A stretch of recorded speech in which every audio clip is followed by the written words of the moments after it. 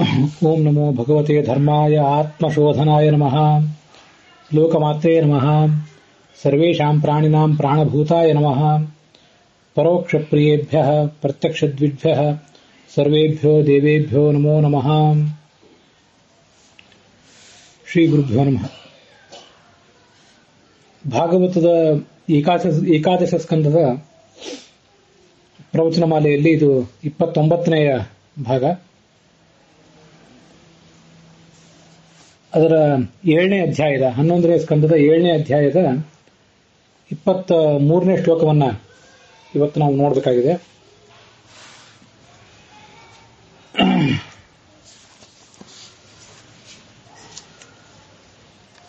ಇದು ಅವಧೂತೋಪಾಖ್ಯಾನ ಅಂತ ಕರೆಸ್ಕೋತದೆ. ಕೃಷ್ಣ ಉದ್ಧವನಿಗೆ ಹೇಳಿದಂತಹ ಮಾತುಗಳನ್ನು ಇಲ್ಲಿ ಕೇಳ್ತೇವೆ.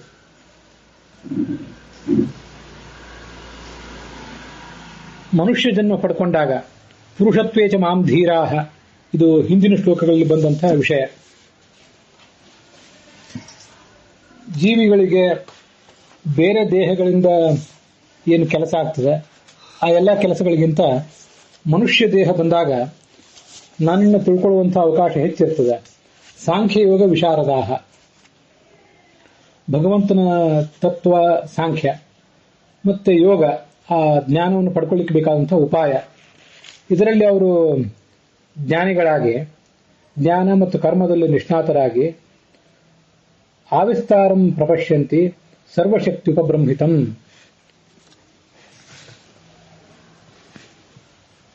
ನನ್ನ ಎಲ್ಲಾ ರೂಪಗಳನ್ನು ಕೂಡ ತಿಳ್ಕೊಳ್ಳೋ ಪ್ರಯತ್ನ ಮಾಡ್ತಾರೆ.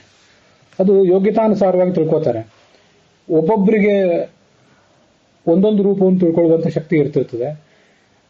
ವಿಶ್ವರೂಪ ಪರ್ಯಂತ ಭಗವಂತನ ರೂಪಗಳನ್ನ ಉಪಾಸನೆ ಮಾಡುವಂತ ಮತ್ತು ಅದನ್ನು ಸಾಕ್ಷಾತ್ಕರಿಸಿಕೊಳ್ಳುವಂತ ಶಕ್ತಿ ಇದ್ದವರು ಕೆಲವರು ಬೇರೆನೇ ಇರ್ತಿರ್ತಾರೆ. ಹೀಗೆ ಯೋಗ್ಯತಾನುಸಾರವಾಗಿ ಅವರವರು ಏನೇನು ತಿಳ್ಕೊಳ್ಳಿಕ್ಕೆ ಸಾಧ್ಯವೋ ಅದೆಲ್ಲವನ್ನೂ ಅವರು ತಿಳ್ಕೋತಾರೆ.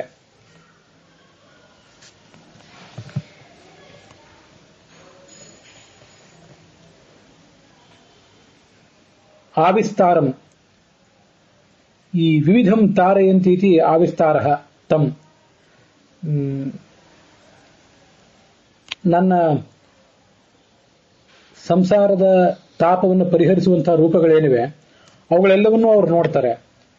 ಸ್ವಬುದ್ಧಿ ಅನುಸಾರೇಣ ಯಥಾಯೋಗ್ಯಂ ವಿಶ್ವರೂಪ ಪರ್ಯಂತಂ ಪ್ರಪಶ್ಯಂತೆ, ಇದು ಆವಿಸ್ತಾರ ಅಂತ ಅನ್ನೋದಕ್ಕೆ ಒಂದರ್ಥ. ಯಥವಾ ಆ ಅಂದ್ರೆ ಸಂತಾಪ, ಆ ಸಂಸಾರದ ಸಂತಾಪ, ಅದರ ವಿ ಅಂದ್ರೆ ವಿವಿಧ ರೀತಿಯಾಗಿ ಅದನ್ನು ಪರಿಹರಿಸುವಂಥವು. ಹೀಗೆ ಆ ಸಂಸಾರದ ತಾಪವನ್ನ ಪರಿಹರಿಸುವಂತಹ ಭಗವಂತನ ಕಥೆಗಳು, ಅವನ ರೂಪಗಳು ಅಂತಿದ್ರ ಅರ್ಥ.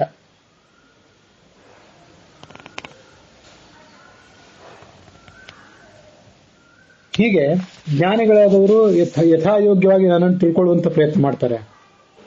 ಯಾಕೆಂದ್ರೆ ಪ್ರಾಣಿಗಳು ಕೆಲವು 2 ಕಾಲಿನವು, 3 ಕಾಲಿನವು, ಅನೇಕ ಕಾಲಿನವು, ಕಾಲೇ ಇಲ್ಲದವು, ಹೀಗೆ ಅನೇಕ ತರದ ಪ್ರಾಣಿಗಳಿವೆ. ತಾಸಾಮ್ಯ ಪೌರುಷಿ ಪ್ರಿಯ, ಎಲ್ಲಾ ಪ್ರಾಣಿಗಳಲ್ಲಿಯೂ ಕೂಡ ಈ ಪುರುಷನ ಶರೀರ ಏನಿದೆ ಅದು ನನಗೆ ಹೆಚ್ಚು ಪ್ರಿಯ. ಯಾಕೆಂದ್ರೆ ಈ ಪುರುಷ ನನ್ನನ್ನು ತಿಳ್ಕೊಳ್ತಾನೆ. ಅತ್ರ ಮಾಂ ಮಾರ್ಗಯಂತ್ಯದ್ಧ ಯುಕ್ತ ಹೇತುಭಿರೀಶ್ವರಂ ದೃಶ್ಯಮಾಣೈ ಆತ್ಮಲಿಂಗೈ ಸ್ವಭಾವಂ ಅನುಮಾನತಃ. ಅತ್ರ ಅಂದ್ರೆ ಈ ಶರೀರದೊಳಗೆ ನಮಗೆ ದೊರೆತಾಗ, ಈ ಶರೀರ ನಮಗೆ ದೊರೆತಾಗ, ಪರಮಾತ್ಮನನ್ನು ಕಾಣಬಲ್ಲಂಥ ಈ ಶರೀರ ನಮಗೆ ದೊರೆತಾಗ, ಅತ್ರ ಪುರುಷ ಶರೀರೇ ಅಂತ ವಿಜಯಧ್ವಜರ ತೀರ್ಥರ ವ್ಯಾಖ್ಯಾನ ಇದೆ. ಯುಕ್ತಾಹ ಯೋಗಿನಃ, ಯುಕ್ತರು ಅಂದ್ರೆ ಯಾವುದರಿಂದ ಯುಕ್ತರಾದವರು? ಮನೋಯೋಗ ಯುಕ್ತಾಹ, ಸಾಂಖ್ಯ ಯೋಗ ಇವೆಲ್ಲವನ್ನು ಕೂಡ ಅಳವಡಿಸ್ಕೊಳ್ಬೇಕು ಅಂತ ಹಿಂದೆ ಬಂದಿತ್ತು. ಸಾಂಖ್ಯ ಯೋಗ ವಿಶಾರದಾಹ ಅಂತ ಬಂದಿತ್ತು. ಆ ಮನೋಯೋಗದಿಂದ ಕೂಡಿದಂತಹ ಯೋಗಿಗಳು ತಮಗಿಂತ ಭಿನ್ನನಾದಂತಹ ಪರಮಾತ್ಮನನ್ನ ಪ್ರತ್ಯಕ್ಷೀಕರಿಸಿಕೊಳ್ಳಿಕ್ಕೆ ಅಂದ ಅವನನ್ನ ಅನ್ವೇಷಿಸಿ ಹುಡುಕ್ಲಿಕ್ಕೆ ಅವರು ಪ್ರಯತ್ನ ಪಡ್ತಾರೆ. ಹೇಗೆ ಅವನನ್ನು ಅನ್ವೇಷಿಸ್ತಾರೆ ಅಂದ್ರೆ ಕೈಹಿ ಅಂದ್ರೆ ಹೇತುವಿಹಿ, ಅವರಿಗೆ ಆ ಪರಮಾತ್ಮನನ್ನ ಅನೇಕ ಯುಕ್ತಿಗಳ ಮೂಲಕ ತಿಳ್ಕೊಳ್ಳುವಂತಹ ಹಂಬಲ ಇರ್ತದೆ. ಅನುಮಾನತಃ ವಿನಿರ್ದೋಷ ಪಂಚಾವಯವ ಲಕ್ಷಣ ವಾಕ್ಯಾತ್ಮಕೈ.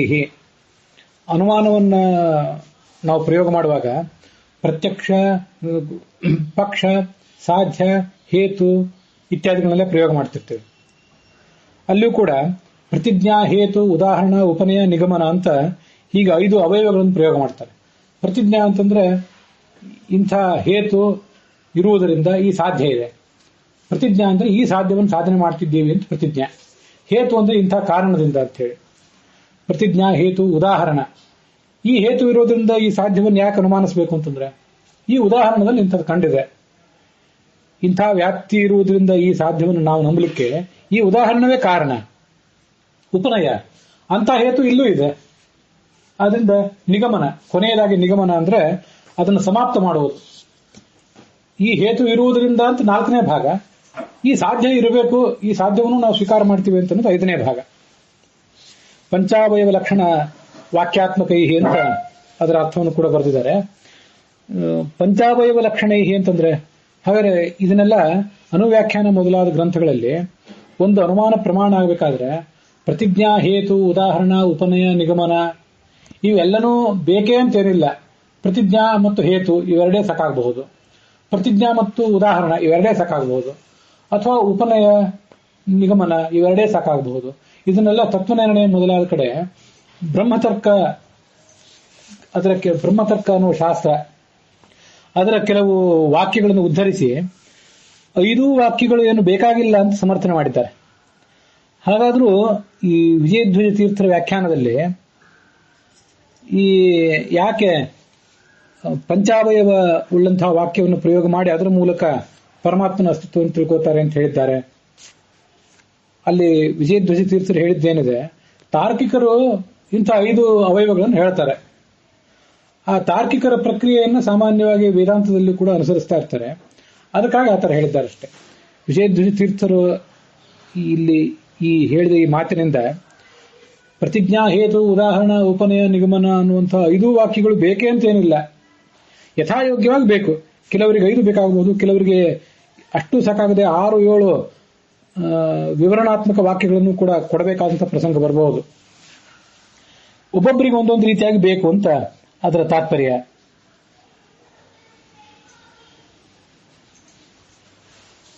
ಹೀಗೆ ಜ್ಞಾನಿಗಳಾದವರು ಪ್ರತಿಯೊಂದು ಕಡೆ ಕೂಡ ಯುಕ್ತಿಯ ಮೂಲಕ ಅದನ್ನ ತಿಳ್ಕೊಳ್ಳುವ ಪ್ರಯತ್ನ ಪಡ್ತಾರೆ.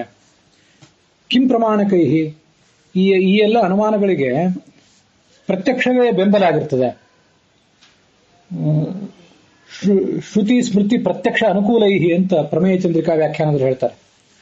ಜ್ಞಾನಿಗಳಾದವರು ಅನುಮಾನದ ಮೂಲಕ ಆ ಭಗವಂತನ ಅಸ್ತಿತ್ವ, ಭಗವಂತನ ಕ್ರಿಯೆಗಳು ಇವುಗಳನ್ನೆಲ್ಲ ಮನವರಿಕೆ ಮಾಡಿಕೊಳ್ಳುವ ಪ್ರಯತ್ನ ಪಡ್ತಾರೆ, ಕಾಣುವ ಪ್ರಯತ್ನ ಪಡ್ತಾರೆ. ಅಂದ್ರೆ ಅವರು ಮಾಡುವ ಅನುಮಾನ ಕೇವಲ ಸ್ವತಂತ್ರ ಅನುಮಾನ ಆಗಿರೋದಿಲ್ಲ. ಆ ಅನುಮಾನಕ್ಕೆ ಪ್ರತ್ಯಕ್ಷದ ಬೆಂಬಲ ಇದ್ರೆ ಆವಾಗ ಮಾತ್ರ ಅದು ಪ್ರಮಾಣ ಅಂತ ಅವ್ರಿಗೆ ಗೊತ್ತಿದೆ. ಪ್ರತ್ಯಕ್ಷದ ಬೆಂಬಲ ಇರಬೇಕು ಅಥವಾ ಶ್ರುತಿ ಸ್ಮೃತಿಗಳ ಬೆಂಬಲ ಅದಕ್ಕೆ ಇರಬೇಕು. ಹಾಗಿದ್ರೆ ಮಾತ್ರ ಅದು ಪ್ರಮಾಣ ಅಂತ ಅವ್ರಿಗೆ ಗೊತ್ತಿದೆ. ಅಂಥ ಅನುಮಾನಗಳ ಮೂಲಕ ಅಂಥ ಅನುಮಾನಗಳನ್ನು ಪ್ರಯೋಗಿಸಿ ಪರಮಾತ್ಮನ ಅಸ್ತಿತ್ವ ಮತ್ತು ಪರಮಾತ್ಮನ ಕ್ರಿಯೆಗಳನ್ನ ಅವರು ಕಾಣುವ ಪ್ರಯತ್ನ ಮಾಡ್ತಾರೆ.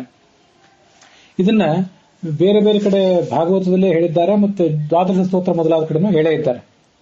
ಯಜಿನಾಮ ಪರೋ ನ ಭವೇತ ಹರಿಹಿ ಕಥಮಸ್ಯ ವಶೇ ಜಗದೇ ತದಭೂತ್ ಯಜಿನಾಮನ ತಸ್ಯ ವಶೇ ಸಕಲಂ ಕಥಮೇವಚ ನಿತ್ಯ ಸುಖಂ ನ ಭವೇತ್. ಇದೊಂದು ತರ್ಕ. ಇಂಥ ತರ್ಕಗಳನ್ನ ಯಾವತ್ತೂ ಕೂಡ ಸಾಧಕನಾದವನು ಅಳವಡಿಸ್ಕೋತಾ ಇರಬೇಕು, ನಿತ್ಯ ಅದನ್ನು ಮನನ ಮಾಡ್ತಾ ಇರಬೇಕು. ಯಾಕೆ ಈ ತರ ಅನುಮಾನದಿಂದ ಮಾಡ್ತಾರೆ ಅಂತಂದ್ರೆ ನಾವು ಹಿಂದೆ ಅದನ್ನು ಅನೇಕ ಕಡೆ ನೋಡಿದ್ದೀವಿ.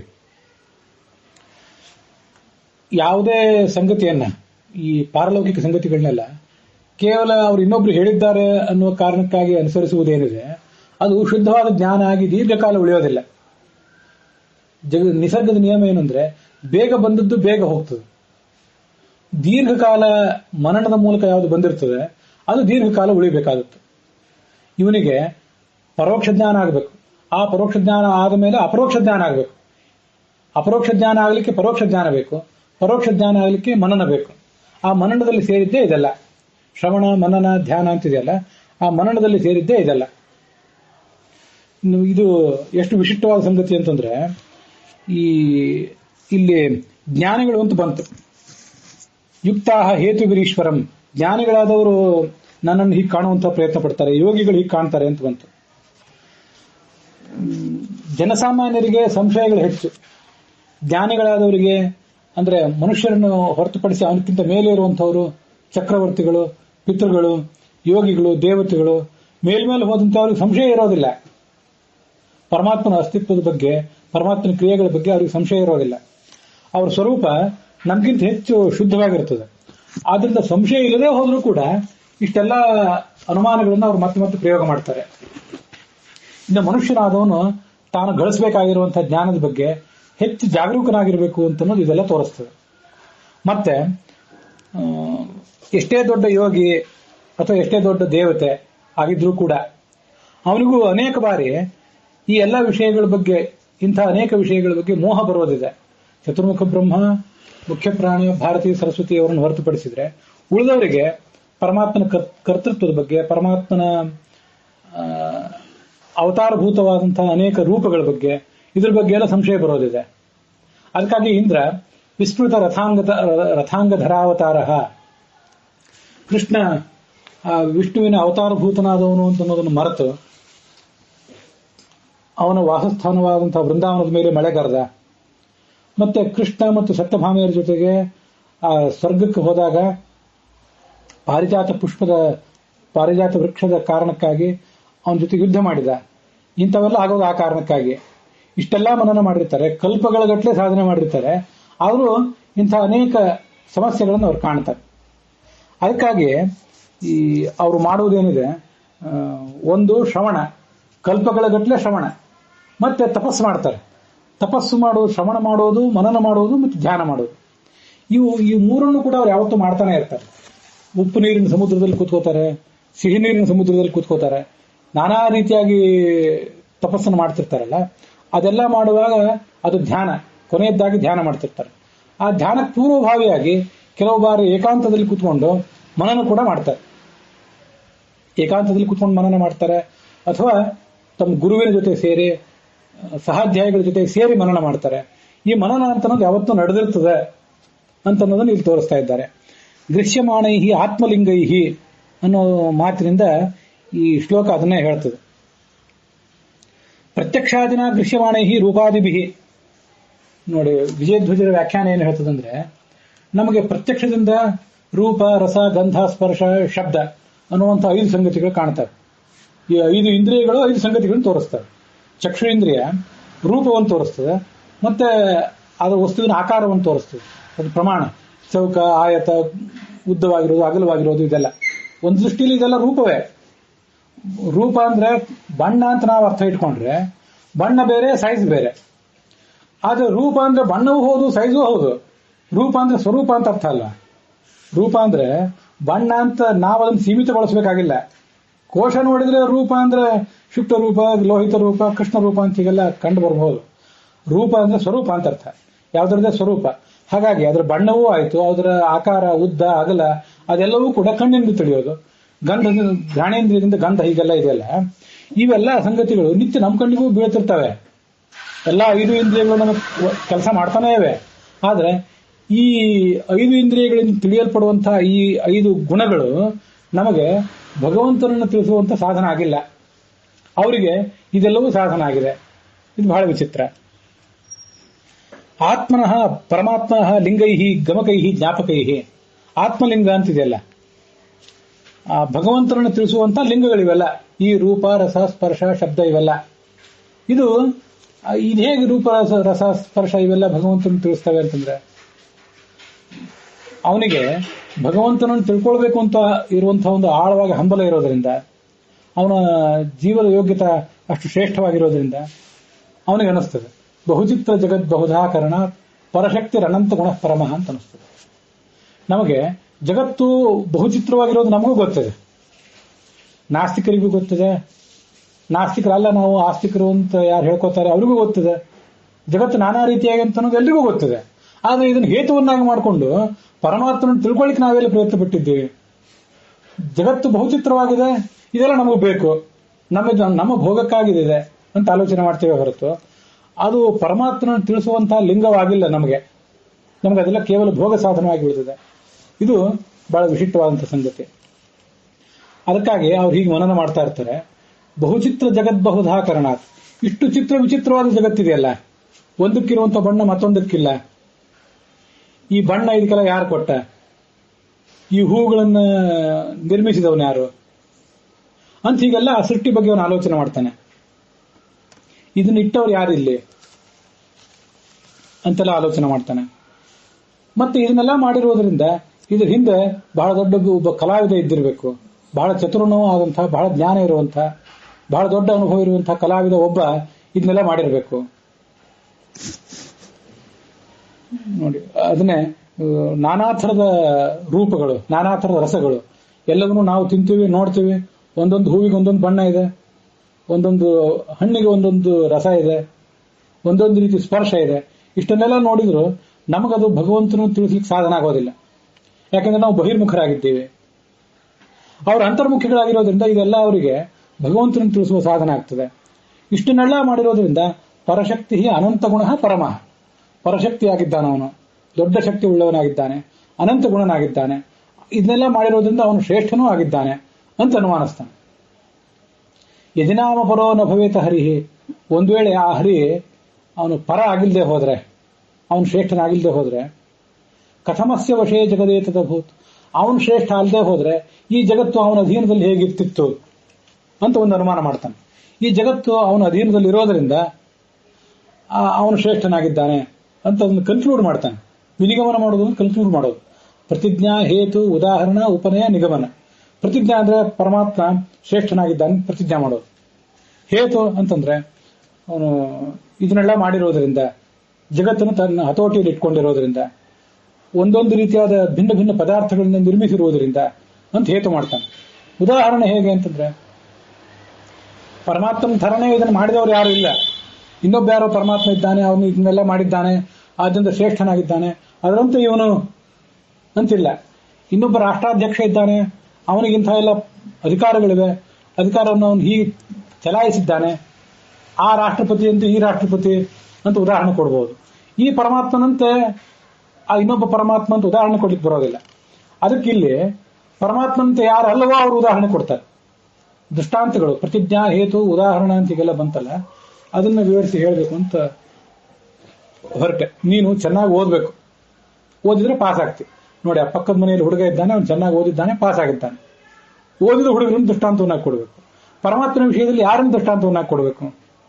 ಇಷ್ಟೆಲ್ಲ ಅದ್ಭುತವಾದ ಕಾರ್ಯಗಳನ್ನು ಮಾಡಿ ಸರ್ವಶ್ರೇಷ್ಠ ಅನ್ಸ್ಕೊಂಡಿರುವಂತಹ ವ್ಯಕ್ತಿ ಬೇರೆ ಯಾರೂ ಇಲ್ಲ. ಇದು ಅನ್ವಯ ದೃಷ್ಟಾಂತ ಅಂತ ಕರೀತಾರೆ. ಇದಕ್ಕೆ ಅನ್ವಯ ದೃಷ್ಟಾಂತ ಅಂದ್ರೆ ಓದಬೇಕು, ಓದಿದ್ರೆ ಪಾಸ್ ಆಗ್ತಿ. ಅವನು ಓದಿದ್ದಾನೆ, ಆ ಹುಡುಗ ಪಾಸ್ ಆಗಿದ್ದಾನೆ, ಹಾಗೆ ನೀನು. ಇದಕ್ಕೆ ಅನ್ವಯ ದೃಷ್ಟಾಂತ ಅಂತ ಹೇಳ್ತಾರೆ. ಈ ಅನ್ವಯ ದೃಷ್ಟಾಂತ ಪರಮಾತ್ಮರಲ್ಲಿ ಹೊಂದೋದಿಲ್ಲ. ಅದಕ್ಕೆ ಅವ್ರಿಗೆ ವ್ಯತಿರೇಕ ದೃಷ್ಟಾಂತ ತೋರಿಸ್ಬೇಕು. ಓದದೇ ಇದ್ರೆ ಫೇಲ್ ಆಗಿಬಿಡ್ತೀವಿ. ನೋಡು, ಅಲ್ಲಿನೊಬ್ಬ ಹುಡುಗ ಇದ್ದಾನೆ, ಅವನು ಓದಲಿಲ್ಲ, ಹಿಂದಿನ ಕ್ಲಾಸ್ನಲ್ಲೇ ಉಳಿದ ಅಂತ ಓದದೆ ಯಾರು ಅನುತ್ತೀರ್ಣನಾಗಿದ್ದಾನೆ ಅವನ ದೃಷ್ಟಾಂತಕ್ಕೆ ವ್ಯತಿರೇಕ ದೃಷ್ಟಾಂತ ಅಂತ ಕರೀತಾರೆ. ಓದಿ ಪಾಸಾದವನ ದೃಷ್ಟಾಂತ ಅನ್ವಯ ದೃಷ್ಟಾಂತ, ವ್ಯತಿರೇಕ ಅಂದ್ರೆ ವಿರುದ್ಧ ಅಂತ ಅರ್ಥ. ಓದದೆ ಅನುತ್ತೀರ್ಣನಾದವನ ದೃಷ್ಟಾಂತ ವ್ಯತಿರೇಕ ದೃಷ್ಟಾಂತ. ಪರಮಾತ್ಮ ಇಷ್ಟು ಅದ್ಭುತವಾದ ಜಗತ್ತನ್ನು ಸೃಷ್ಟಿ ಮಾಡಿರುವುದರಿಂದ ಅವನು ಪರ ಆಗಿದ್ದಾನೆ. ಹೇಗೆಂದ್ರೆ ಇದಕ್ಕೆ ಅನ್ವಯ ದೃಷ್ಟಾಂತ ಇಲ್ಲ, ಇದಕ್ಕೆ ವ್ಯತಿರೇಕ ದೃಷ್ಟಾಂತನೇ ಕೊಡಬೇಕು. ಏನು ವ್ಯತಿರೇಕ ದೃಷ್ಟಾಂತ? ನಾವೇನನ್ನೂ ಮಾಡಿಲ್ಲ, ಅದ್ಭುತವಾದ ಈ ಜಗತ್ತನ್ನು ನಾವು ಮಾಡಿದ್ದೀವ? ಈ ಹೂವುಗಳಿಗೆಲ್ಲ ಈ ಬಣ್ಣ ಕೊಟ್ಟಿದ್ದೀವ? ಈ ಹಣ್ಣುಗಳಿಗೆ ಈ ರಸ ಕೊಟ್ಟಿದ್ದೀವ? ಆಕಾಶದಲ್ಲಿ ಮೋಡಗಳನ್ನು ನಾವಿಟ್ಟಿದ್ದೀವ?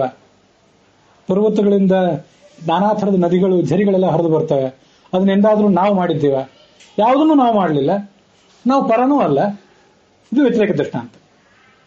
ಈ ವ್ಯತಿರೇಕ ದೃಷ್ಟಾಂತದ ಮೂಲಕ ಅವರು ಪರಮಾತ್ಮನ ಅದನ್ನೆಲ್ಲ ಕಾಣ್ತಾರೆ. ಕಥಮಸ್ಯ ವಶೇ ಜಗದೇತದಭೂತ್.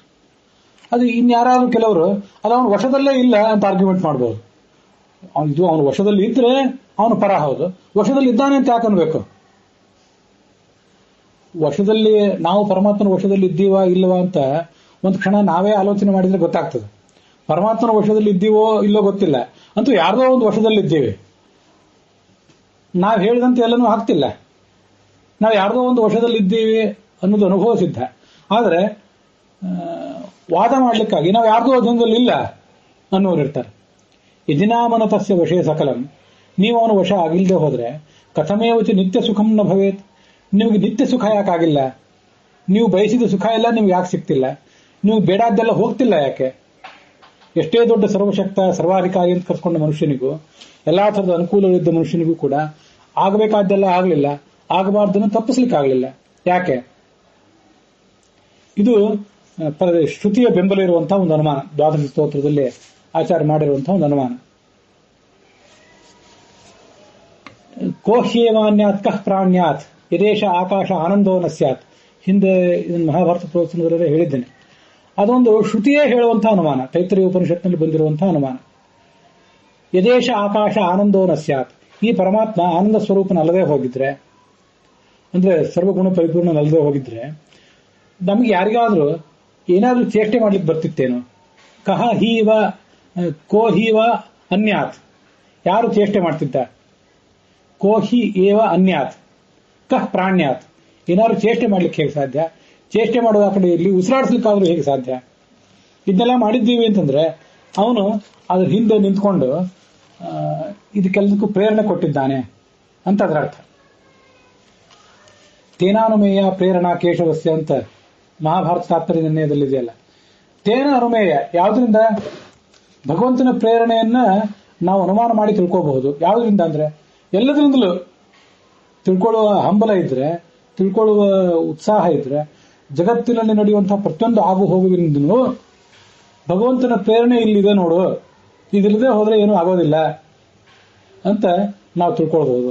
ಅದನ್ನು ಭಾಗವತ ತಾತ್ಪರ್ಯ ಮಹಾಭಾರತ ತಾತ್ಪರ್ಯ ನಿರ್ಣಯದಲ್ಲಿ ತೇನ ಅನುಮೇಯ ಪ್ರೇರಣಾ ಕೇಶವಸ್ಯ, ಆ ಕೇಶವನಾದ ಭಗವಂತನ ಪ್ರೇರಣೆಯನ್ನು ನಾವು ತಿಳ್ಕೊಳ್ಬಹುದು, ಊಹಿಸಿ ತಿಳ್ಕೋಬಹುದು ಅಂತ ಹೇಳ್ತಾರೆ. ಹೀಗೆ ಪ್ರತಿಯೊಂದು ಹಂತದಲ್ಲಿಯೂ ಕೂಡ ಅವರು ಅನುಮಾನ ಮಾಡ್ತಾನೆ ಇರ್ತಾರೆ. ದೃಶ್ಯಮಾಣಿ ಈ ವಿಷಯಗ್ರಹಣದಿಂದ ರೂಪ ರಸಗಂಧದಿಂದೆಲ್ಲ ನೋಡ್ತಿದ್ದಾರೆ.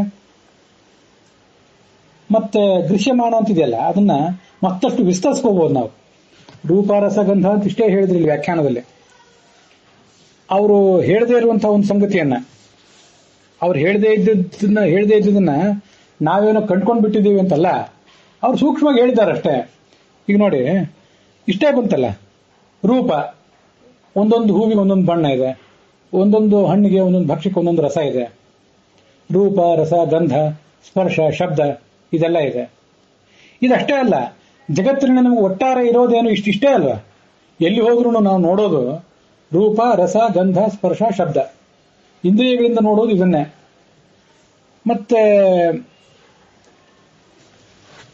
ಕೆಲವು ಕಡೆ ಈ ಹೂವಿನ ಬಣ್ಣ ಆಯಿತು, ಕೆಲವು ಕಡೆ ಮನಸ್ಸಿಗೆ ದುಃಖ ಕೊಡುವಂತಹ ರೂಪ ಇದೆ. ಎಲ್ಲರಿಗೂ ಮನಸ್ಸಿಗೆ ಆಪ್ಯಾಯಮಾನವನ್ನು ಆಗುವಂತಹ ರೂಪವನ್ನೇ ದೇವರೇನು ಕೊಟ್ಟಿಲ್ಲಲ್ಲ. ಕೆಲವರಿಗೆ ಹುಟ್ಟ ವಿಕೃತವಾದ ರೂಪ ಇದೆ. ಇದು ನೋಡಿ, ರೂಪ ಅಂತ ಹೇಳಿ ತಿಳ್ಕೋಬೇಕು. ಹುಟ್ಟ ವಿಚಿತ್ರ ಅನಿಸುವಂತ ರೂಪ ಕೆಲವರಿಗೆ ಬಂದಿದೆ, ಕೆಲವರಿಗೆ ಹುಟ್ಟಿನಿಂದ ಆ ಥರ ಬಂದಿಲ್ಲ.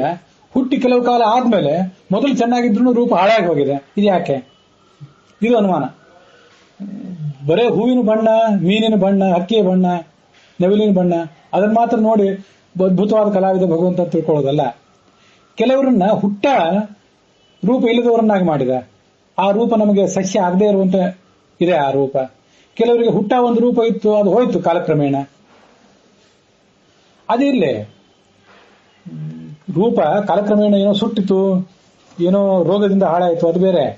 ಏನಿದ್ರು ರೂಪ ಅಂತ ತಗೊಂಡಾಗ ರೂಪದ ಬಗ್ಗೆ ನಾವು ಎಷ್ಟು ಆಲೋಚನೆ ಮಾಡಬಹುದು, ಎಷ್ಟು ಅನುಮಾನ ಮಾಡಬಹುದು ಅಂತಂದ್ರೆ, ಹೌದು, ನಾವು ಬಾಲ್ಯದಲ್ಲಿದ್ದಾಗ ಶಿಶುವಾಗಿದ್ದಾಗಿರುವ ರೂಪ ಮುಂದೆ ಬಾಲಕನಾದಾಗ ಇರಲಿಲ್ಲ, ಮುಂದೆ ಹದಿ ವಯಸ್ಸಿಗೆ ಬಂದಾಗ ಆ ರೂಪ ಹೋಯ್ತು, ತರುಣನಾದಾಗ ಒಂದು ರೂಪ ಇತ್ತು, ಮಧ್ಯ ವಯಸ್ಸು ಬಂದಾಗ ಒಂದು ರೂಪ, ವಾರ್ಧಕ್ಯ ಬಂದಾಗ ಮತ್ತೊಂದು ರೂಪ, ಸಾಯುವಾಗ ಮತ್ತೊಂದು ರೂಪ. ಇದನ್ನೆಲ್ಲ ಅನುಮಾನ ಮಾಡಬಹುದಲ್ಲ. ಇದೆಲ್ಲ ಕಣ್ಣಿಗೆ ಕಾಣುವ ರೂಪವೇ ಇದು.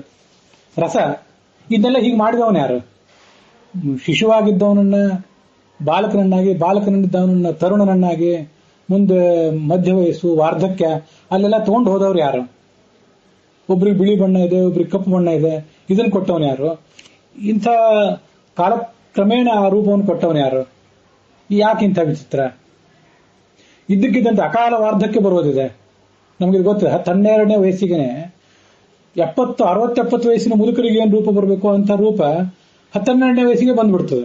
ಅಂತದೊಂದು ರೋಗವೇ ಇದೆ. ನಾವು ಅದನ್ನು ಕೂಡ ನೋಡಿದ್ದೇವೆ ಹಿಂದೆ, ಅನೇಕ ಕಡೆ ಈ ಜಗತ್ತನ್ನು ನೋಡ್ತಾ ಇರ್ತೇವೆ. ಇದು ಯಾಕೆ ಹೀಗೆ? ಇದನ್ನೆಲ್ಲ ಈ ರೂಪದ ವ್ಯತ್ಯಾಸ ಮಾಡಿದವನು ಯಾರು? ರಸದ ವ್ಯತ್ಯಾಸ ಮಾಡಿದವನು ಯಾರು? ಒಂದು ರಸ, ಅನೇಕ ರಸಗಳನ್ನು ನಾವೇ ನೋಡ್ತೇವೆ, ಅನುಭವಿಸಿದ್ದೀವಿ. ಕೆಲವು ರಸಗಳು ನಮಗೆ ಇಷ್ಟ ಆಗೋದಿಲ್ಲ, ಕೆಲವು ರಸಗಳು ಇಷ್ಟ ಆಗ್ತವೆ. ನಮಗೆ ರಸ ಇಷ್ಟ ಆಗಿದ್ದು ಅವ್ರಿಗೆ ಇಷ್ಟ ಆಗೋದಿಲ್ಲ. ಇದೆಲ್ಲ ಯಾಕೆ? ಇದ್ರ ಹಿಂದಿನ ಮನೋಭಾವ ಏನು? ಇದನ್ನೆಲ್ಲ ದೃಶ್ಯಮಾಣೈಹಿ, ಕಣ್ಣಿಗೆ ಕಾಣಿಸ್ತಾ ಇದೆ. ಇಷ್ಟು ಆಲೋಚನೆ ಮಾಡ್ಬೇಕು ಮನುಷ್ಯ. ಆಲೋಚನೆ ಮಾಡಿದ್ರೆ ಭಗವಂತನ ಅಸ್ತಿತ್ವವನ್ನು ನೋಡ್ಲಿಕ್ಕೆ ಎಲ್ಲಾ ಕಡೆನೂ ಉದಾಹರಣೆಗಳಿವೆ. ಗಂಧ, ಸ್ಪರ್ಶ, ಶಬ್ದ, ನಾನಾ ಥರದ ಶಬ್ದಗಳನ್ನ ನಾವು ಅಲ್ಲಿ ಕೂಡ ನೋಡ್ತೇವೆ. ಒಂದೊಂದು ಥರದ ಶಬ್ದ ಇದೆ. ಯಾಕೆ ಹೀಗಿದೆ? ಕಠೋರವಾದ ಶಬ್ದ ಇದೆ, ಮೃದುವಾದ ಶಬ್ದ ಇದೆ. ಈ ಎಲ್ಲಾ ಶಬ್ದಗಳ ವ್ಯತ್ಯಾಸವನ್ನ ನಾವು ಗಮನಿಸಿ, ಇದ್ರ ಹಿಂದೆ ಇವೆಲ್ಲವೂ ಕೂಡ ಆತ್ಮಲಿಂಗವಾಗಿದೆ. ಭಗವಂತನ, ಸರ್ವವ್ಯಾಪ್ತನಾದ ಭಗವಂತನನ್ನ ತಿಳಿಸುವಂತಹ ಲಿಂಗಗಳಾಗಿವೆ ಇವು ಅಂತ ನಾವು ತಿಳ್ಕೊಳ್ಬೇಕು.